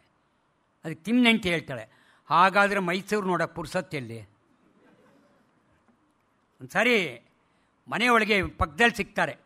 ಅವ್ರು ಕೇಳ್ತಾರೆ, ಏನೋ ಸರ್ ನನ್ನ ಹೆಂಡ್ತಿದೆ ಒಂದು ದೊಡ್ಡ ಕಾಟ ಆಗ್ಬಿಟ್ಟಿದೆ. ಯಾಕೆ ಏನಾಯಿತು? ಏನೋ ಬಿಡಿ ಸರ್, ದುಡ್ಡು ದುಡ್ಡು ದುಡ್ಡು ಅಂತ ಒದ್ದಾಡ್ತಾರೆ, ಭಾಳ ಬೇಜಾರಾಗೋಗಿದೆ ಅಂತಾರೆ. ಅಲ್ಲ, ಅಷ್ಟು ದುಡ್ಡು ತೊಗೊಂಡು ಏನು ಮಾಡ್ತಾಳೆ ಅಂತಾನೆ. ಏನೋ ಗೊತ್ತಿಲ್ಲ ಸರ್, ಮದುವೆಯಾಗಿ 16 ವರ್ಷ ಆಯಿತು, ನೋಡಿಲ್ಲ ಸರ್, ಒಂದು ಸಾರಿ ಕೊಟ್ಬಿಟ್ಟು ನೋಡಬೇಕು ಅಂತ. ಇವನೇನು ಕೊಟ್ಟಿರಲ್ಲ. ಒಂದು ಸಾರಿ ಮನೆಯೊಳಗೆ ಮಗನ ಬೈತಾ ಇರ್ತಾರೆ, ನಿನಗೆ ಎಷ್ಟು ಸಾರಿ ಹೇಳ್ತೀನಿ ಜೇಬಿನ ದುಡ್ಡು ಕದಿಬೇಡ ಅಂತ, ಬೇಕಾದರೆ ನಾನು ಕೊಡ್ತೀನಿ ಕದಿಬೇಡ ಅಂತಾರೆ. ಹೆಂಡ್ತಿ ಬಂದು ಕೇಳ್ತಾರೆ, ಪಾಪ ಮಗುನ ಯಾಕೆ ಕೇಳ್ತೀರಿ, ಅಲ್ಲ ನಾನು ಕದ್ದಿರ್ಬೋದಲ್ಲ ಅಂತಾನೆ. ಏನು ಖಂಡಿತ ಕದ್ದಿಲ್ಲ ಕಣೇ, ಯಾಕೆಂದ್ರೆ ಜೇಬಿನಾಗ ಇನ್ನೂ ಸ್ವಲ್ಪ ಚಿಲ್ಲರೆ ಆಗೇ ಇದೆ ಅಂದರೆ ಹೆಂಡ್ತಿ ಕದ್ರೆ ಚಿಲ್ಲರೆ ಸಮೇತ ಕದ್ದಿರ್ತಾರೆ ಅಂತ. ಒಂದು ಸಾರಿ ಮೇಷ್ಟ್ರು ಹೇಳ್ತಾರೆ, ನೋಡೋ ಚೆನ್ನಾಗಿ ಓದಬೇಕು, ಚೆನ್ನಾಗಿ ಓದಬೇಕು, ಓದ್ದೇ ಇದ್ರೆ ಏನಾಗ್ತೀಯಾ, ಅದೇ ನಿಮ್ಮ ಥರ ಮೇಷ್ಟ್ರು ಆಗ್ತೀನಿ ಸರ್ ಅಂತ. ನೀವು ಇನ್ನೊಂದು ಸಾರಿ ಹೇಳ್ತಾರೆ, ಸರ್ ನಮ್ಮ ಹುಡುಗ ಬ್ರಿಲಿಯಂಟು, ಅವನಿಗೆ ಒಂದು ಸ್ವಲ್ಪ ನೋವಾದರೂ ಭಾಳ ಬೇಜಾರು ಮಾಡ್ಕೊಂಡ್ಬಿಡ್ತಾನೆ, ಅವ್ನಿಗೆ ಹೊಡೆಯೋಗಿಲ್ಲ ಅಂತ. ಮೇಷ್ಟ್ರು ಹೇಳ್ತಾರೆ, ತಿಮ್ಮ ನೀನು ತಪ್ಪು ಮಾಡಿದಾಗ ಹೊಡಿತಾ ಇದ್ನಲ್ಲ ಸರ್, ಅದೆಲ್ಲ ಓಬಿರಾಯಿನ ಕಾಲ ಸರ್, ಇವನಿಗೆ ಖಂಡಿತ ಹೊಡೆಯೋಗಿಲ್ಲ ಅಂತ. ಮತ್ತು ನಿಮ್ಮ ಮಗ ತಪ್ಪು ಮಾಡಿದ್ರೆ ಏನು ಮಾಡಬೇಕು, ಪಕ್ಕದವ್ನಿಗೆ ಹೊಡೀರಿ ಸರ್, ಪಕ್ಕದವ್ನಿಗೆ ಹೊಡೆದ್ರೆ ನಮ್ಮ ಮಗ ಅರ್ಥ ಮಾಡ್ಕೊತಾನೆ ನಾನು ತಪ್ಪು ಮಾಡಿದ್ದೀನಿ ಅಂತ. ಒಂದು ಸಾರಿ ಗುರು ಶಿಷ್ಯರು ಇಬ್ಬರು ಇರ್ತಾರೆ, ಇಬ್ಬರಿಗೂ ಏನೂ ಇಲ್ಲ ಹೊಟ್ಟೆಗೆ.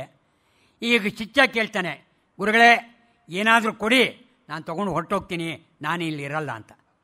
ಅದಕ್ಕೆ ಅವ್ರು ಹೇಳ್ತಾರೆ, ಏನಿದೆಯೋ ಹೋಗಲಿ ತೊಗೊಳ್ಳೋ, ಒಂದು ಕತ್ತೆ ಮರಿ ಇದೆ ತೊಗೊಂಡೋಗು ಅಂತಾರೆ. ಅದು ತೊಗೊಂಡೋಗಿ ಸುಮಾರು ಕಿಲೋಮೀಟ್ರ್ಗಟ್ಟಲೆ ಹೋದ್ಮೇಲೆ ಅದು ತೀರ್ಕೊಳ್ಳುತ್ತೆ. ತೀರ್ಕೊಂಡ್ಮೇಲೆ ಅಲ್ಲೇ ಮಣ್ಣು ಮಾಡಿಬಿಟ್ಟು ಒಳೋ ಅಂತ ಹೇಳ್ತಾ ಇರ್ತಾನೆ.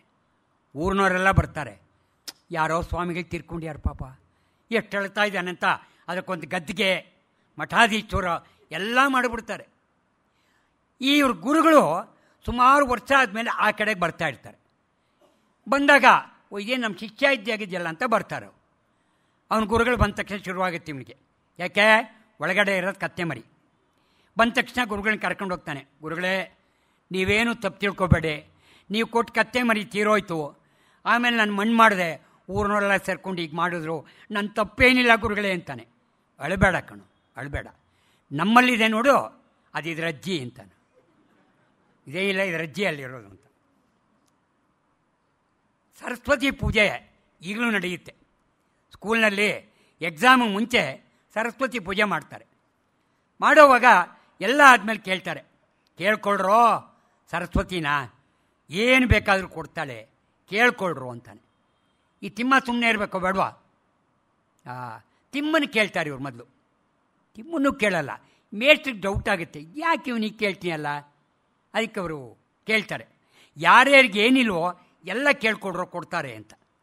ತಿಮ್ಮ ಏನು ಕೇಳಿದೋ, ನಾನೇನು ಸಹ ಕೇಳಲಿ, ಒಳ್ಳೆ ದುಡ್ಡು ಸಿಗಲಿ, ಮಾವ ಸಿಗಲಿ, ಒಳ್ಳೆ ಹೆಂಡತಿ ಸಿಗಲಿ, ಈಗೆಲ್ಲ ಕೇಳ್ಕೊಂಡೆ ಅಂತಾನೆ. ಈ ಮೇಷ್ಟ್ರಿಗೆ ಡೌಟ್ ಆಗುತ್ತೆ, ಎಲ್ಲ ಇವನ ಇದೇನು ಈಗ ಕೇಳ್ತಾನೆ ಅಂತ. ಮೇಷ್ಟ್ರೆ ನೀವೇನು ಕೇಳ್ಕೊಂಡ್ರಿ ಅಂತ. ಅದೇ ಕಣೋ ವಿದ್ಯೆ ಬುದ್ಧಿ ಎಲ್ಲ ಕೊಡಲಿ ಅಂತ ಕೇಳ್ಕೊಂಡೆ ಕಣೋ. ಅಲ್ಲ ನೀನು ಯಾಕೆ ಈಗ ಕೇಳ್ಕೊಂಡೆ, ನೀವು ಹೇಳಿಲ್ವ ಸರ್ ಯಾರ್ಯಾರಿಗೆ ಏನೇನಿಲ್ವೋ ಅದು ಕೇಳಿ ಅಂತ. ನಿಮಗೆ ವಿದ್ಯೆ ಬುದ್ಧಿ ಇಲ್ಲ, ನೀವು ಕೇಳ್ಕೊಂಡ್ರೆ, ನನಗದೆಲ್ಲ ಇದೆ, ಅದಕ್ಕೆ ಬೇರೆ ಕೇಳ್ಕೊಂಡೆ ಅಂತ. ನಾನು ಒಂದೇನು ಅಂತಂದರೆ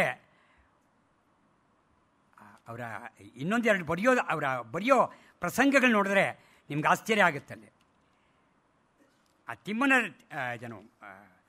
ಅವರ ಸುಧಾ ಪತ್ರಿಕೆಯಲ್ಲಿ ಬಂತಲ್ಲ, ಅದರ ಇನ್ನೊಂದೆರಡು ಹೇಳಿದ್ರೆ ನೀವು ಕೇಳಿದ್ರೆ ಹೇಗಿರುತ್ತೆ ನೋಡಿ. ಸರ್, ಬ್ರಹ್ಮಚಾರಿಯ ಕೊನೆಯ ಆಸೆ ಏನು? ಅದಕ್ಕೆ ಅವ್ರು ಹೇಳ್ತಾರೆ, ಕಡೆಯದು ಮೊದಲನೆಯದು ಒಂದೇ ಕಣೋ, ಮದುವೆ ಬೇಡ ಹೆಣ್ಣು ಬೇಕು. ಸರ್, ಮನುಷ್ಯ ಜೀವನದಲ್ಲಿ ಮಹತ್ತರವಾದ ಕಾರ್ಯ ಮಾಡಬೇಕಾದ್ದು ಏನು? ಕೇವಲ ಒಂದೇ ಒಂದು, ಬರೀ ಬದುಕಿದ್ರೆ ಸಾಲದು, ಮನುಷ್ಯನಾಗಿ ಬಾಳಬೇಕು ಅಂತಾರೆ. ಸರ್, ನಾನು ಹಿಂದೆ ಕಳಿಸಿದ್ದೆ 5-6 ಪ್ರಶ್ನೆ ಕಳಿಸಿದ್ದೆ, ಏನು ಕಸದ ಬುಟ್ಟಿಗೆ ಹಾಕ್ಬಿಟ್ರ ಅಂತಾನೆ. ಕ್ಷಮಿಸಿ, ಅಲ್ಲೂ ಕ್ಯೂ ಇದೆ ಅಂದರೆ ಇನ್ನೆಟ್ಟು ಬಂದಿರಬೇಕು ನೋಡಿ. ಸರ್, ತಾಯಿ ಹೆಚ್ಚೋ ಹೆಂಡತಿ ಹೆಚ್ಚೋ? ಅದು ಗೊತ್ತಿಲ್ವೇನೋ, ತಾಯಿನೇ ಹೆಚ್ಚು ವಯಸ್ಸಿನಲ್ಲಿ. ಇಷ್ಟೇ ಇವರು ಬರೀತಾಯಿದ್ದು. ಸರ್, ಸಂಸಾರದಲ್ಲಿ ಗಂಡ ಹೆಂಡತಿ ಹೇಗೆ ಬಾಳಬೇಕು ಅನ್ನೋದು ನಿಮ್ಮ ಅಭಿಪ್ರಾಯ ಅಂತಾರೆ. ಅದಕ್ಕೆ ಇವರು ಹೇಳ್ತಾರೆ, ಗಂಡ ಹೆಂಡತಿ ಜಗಳ ಆಡಬೇಕು, ಆದರೆ ಮಕ್ಕಳಿಗೆ ಗೊತ್ತಾಗಬಾರ್ದು. ಅಲ್ಲ, ಅರ್ಥೈರ್ಯವಾಗಿ ಹೇಗಿದೆ ನೋಡಿ. ಸರ್, ನನ್ನ ಮೊದಲನೇ ಮಗಳಿಗೆ ಜಯಶ್ರೀ ಅಂತ ಇಟ್ಟಿದ್ದೀನಿ. 2ನೇ ಒಳಗೆ ವಾಣಿಶ್ರೀ ಅಂತ ಇಟ್ಟಿದ್ದೀನಿ, 3ನೇ ಒಳಗೆ ಶೈಲಶ್ರೀ ಇಟ್ಟಿದ್ದೀನಿ, 4ನೇದಕ್ಕೆ ಸಾಕು ಶ್ರೀ ಅಂತ. ಹೀಗೆ ಹಲವಾರು ಬರ್ಕೊಂಬರ್ತಾರೆ. ಆದರೆ ಎಲ್ಲಕ್ಕಿಂತ ಅವರ ಬರವಣಿಗೆ ಜೊತೆ ಒಳಗೆ ದಾರ್ಶನಿಕನಾಗಿದ್ದರು ಅವರು. ಅವರ ಬರೆಯ ಅನೇಕ ಕವನಗಳಾಗಲಿ ಅಥವಾ ಹಾಸ್ಯ ಆಗಲಿ ಅದನ್ನಾಗೆ ಇದು ಮಾಡಿದ್ರು. ಅವರ ತಿಮ್ಮರಸಾಯನ ಅಂತ ಬರೆದು, ತಿಮ್ಮರಸಾಯನ ಅಂತ ಒಂದು ಬೇರೆ ಅರ್ಥನೇ ಕೊಡ್ತು. ನಮಗೆ ಗೊತ್ತಿರೋ ಹಾಗೆ ಅನರ್ಥಕೋಶ ಬರೆದ್ರು ನಾಕಸ್ತೂರಿ. ಹಾಗೇನೇ ಇದನ್ನು ಬರ್ಕೊಂಬರ್ತಾರೆ. ಅದು ಹೇಳ್ತಾರೆ, ಸರ್ ಗೃಹಸ್ಥ ಅಂದರೆ ಏನು ಅಂದರೆ ಅನುಗಾಲವು ಮನೆಯಲ್ಲಿಯೇ ಇರುವವನು. ಜ್ಞಾನ ತಾನೆಷ್ಟು ಅಜ್ಞಾನಿ ಎಂಬುದನ್ನು ಬಲ್ಲವನೇ ಜ್ಞಾನಿ. ತ್ರಿಕೋಣ 3 ಗಂಡು ಎಮ್ಮೆಗಳು. ಬೀರಬಲ್ಲ ಬೀರಿನ ರುಚಿ ಬಲ್ಲವನೇ ಇವನು. ಹೀಗೆ ಅನೇಕ ಬರ್ಕೊಂಬರ್ತಾರೆ. ಮಾವನ ಮನೆ ಅಳಿಯನೆಂಬ ಹೋರಿ ಮೇಯುವ ಗೋದಾಮು. ಶಿಕ್ಷಕ ಇತರರನ್ನು ಶಿಕ್ಷಿಸುವನು ತನ್ನ ತಪ್ಪಿಗಾಗಿ. ಹೀಗೆ ಅನೇಕ ಬರ್ಕೊಂಬರ್ತಾರೆ. ಆದರೆ ಅವ್ರಿಗೆಲ್ಲಕ್ಕಿಂತ ಹೆಚ್ಚಾಗಿ ಅವರ ಇದು ಬರೀತಾರೆ, ಸರ್ ಅಭ್ಯಾಸ ಒಳ್ಳೆಯದೇ, ಆದರೂ ಅಭ್ಯಾಸ ಅತಿಯಾದರೆ ಅದು ದುರಾಭ್ಯಾಸ ಆಗುತ್ತೆ. ಆಯುಷ್ಕರ್ಮ ವಯಸ್ಸು ಇರುವವರಿಗೂ ಅವಶ್ಯಕವಾಗಿ ಆಗಲೇಬೇಕಾದ ಕರ್ಮ. ಋಷಿ ರೋಷ ಉಳ್ಳವನೇ ಋಷಿ. ಕನ್ನಡ 4 ಬಗೆ.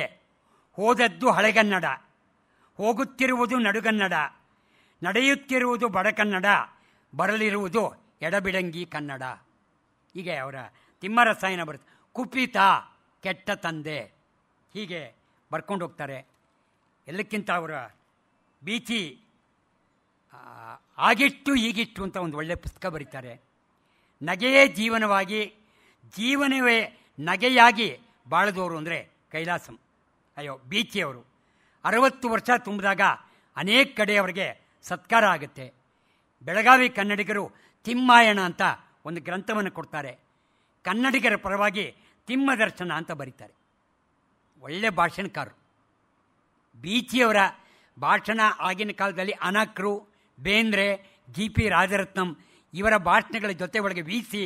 ಇಂಥ ಭಾಷಣದ ಜೊತೆ ಒಳಗೆ ಬೀಚಿಯವರು ಅತ್ಯುತ್ತಮ ಭಾಷಣಕಾರರಾಗಿರ್ತಾರೆ. ಅವರು ಓದ್ತಿದ್ದ ಅವರ ಕೆಲಸದಲ್ಲಿದ್ದಾಗ NGO ಅವರು ಹೆಚ್ಚಿನ ವೇತನ ಬೇಕು ಅಂತ ಕೇಳಿದಾಗ ಬೀಚಿನ ಮಾತಾಡು ಅಂತಾರೆ. ಆಗ ಇಂಗ್ಲೀಷ್ನಲ್ಲಿ ಮಾತಾಡಿದ್ದೇನೆ ಬೀಚಿ. ಅದು ಶುರುವಾಗಿ ಅವರು ಹೇಳ್ತಾರೆ, ನೋಡೋ ಮಾಡಬೇಕಾದಿಷ್ಟೇ, 15 ಆಣೆ ಒಳ್ಳೆ ಬಂಡ ಧೈರ್ಯ ಇರಬೇಕು, 1 ಆಣೆ ಸ್ವಲ್ಪ ತಿಳ್ಕೊಂಡಿರಬೇಕು, ಮಾತಾಡ್ಬೋದು ಅಂತಾರೆ.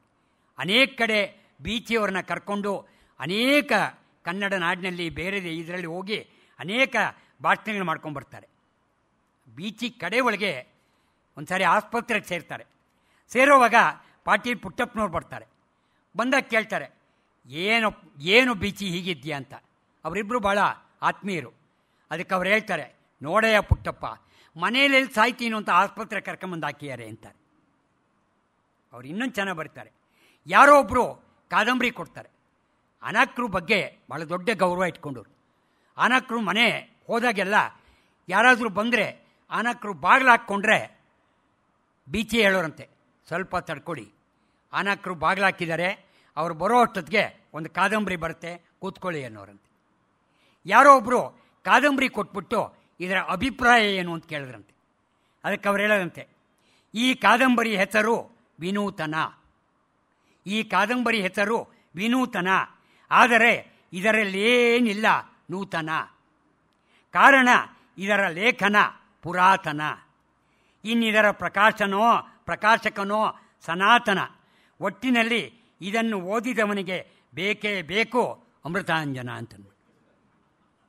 ಸರಿ, ಮನೆಯೊಳಗೆ ಗಂಡ ಕೇಳ್ತಾನೆ, ಲೇ ನನ್ನ ಮಗಳನ್ನ ಮದುವೆ ಆಗೋ ಗಂಡು ಮನೆಯಲ್ಲೇ ಇರಬೇಕು ಕಣು.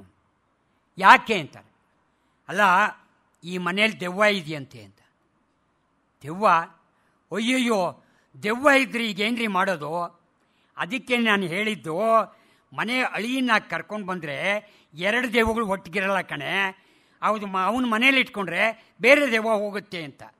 ಅದಕ್ಕೆ ಹೆಂಡತಿ ಹೇಳ್ತಾಳೆ, ಅದಕ್ಕೆ ಇರಬೇಕು, ನೀವು ನಮ್ಮಪ್ಪನ್ನ ಹೇಳಿದ್ರು ಅಂತ ನಮ್ಮ ಮನೇಲೇ ಇರೋದು ಅಂತಾರೆ.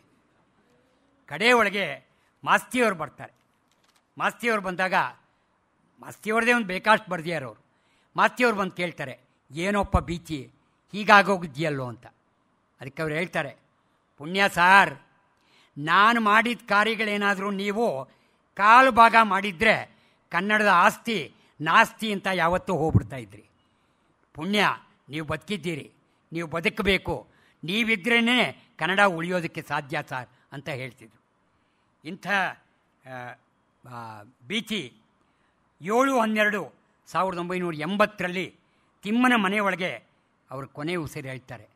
81ರಲ್ಲಿ ನಮ್ಮ ಘನ ಸರ್ಕಾರದವರು ಕನ್ನಡ ಸಾಹಿತ್ಯ ಅಕಾಡೆಮಿಯ ಮರಣೋತ್ತರ ಪ್ರಶಸ್ತಿ ಕೊಡ್ತಾರೆ. ಇದ್ದಾಗ ಕೊಟ್ಟಿದ್ದರೆ ಎಷ್ಟು ಸಂತೋಷ ಪಡೋರು. ಹಾಗಾಗಿ ಇವತ್ತು ಬೀಚಿ ನಮ್ಮೊಳಗಿಲ್ಲ. ಆದರೆ ಅವರು ಬರೆದ ಅನೇಕ ಕಾದಂಬರಿಗಳು, ಹರಟೆ, ಉತ್ತರ ಭೂಪ ಇನ್ನೂ ಬೇಕಾದಷ್ಟಿದೆ. ಹಾಗಾಗಿ ಬೀಚಿಯವರು ಕನ್ನಡಕ್ಕೆ ನಗೆಯ ಹೊನಲನ್ನು ನೀಡಿದವರು. ಕೈಲಾಸಂ ಬಿಟ್ಟ ಮೇಲೆ ನನಗೆ ಹೇಳಿದಾಗೆ ಈಗ ಸಾಕಷ್ಟು ಜನ ಬಂದಿದ್ದಾರೆ.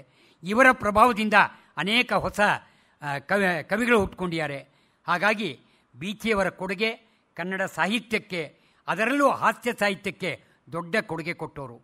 ಅಂಥ ಬೀಚಿಯವ್ರನ್ನ ನಾವು ಮತ್ತೊಮ್ಮೆ ಇಲ್ಲಿ ನೆನೆಸ್ಕೊಳ್ಳೋದಕ್ಕೆ ಅವಕಾಶ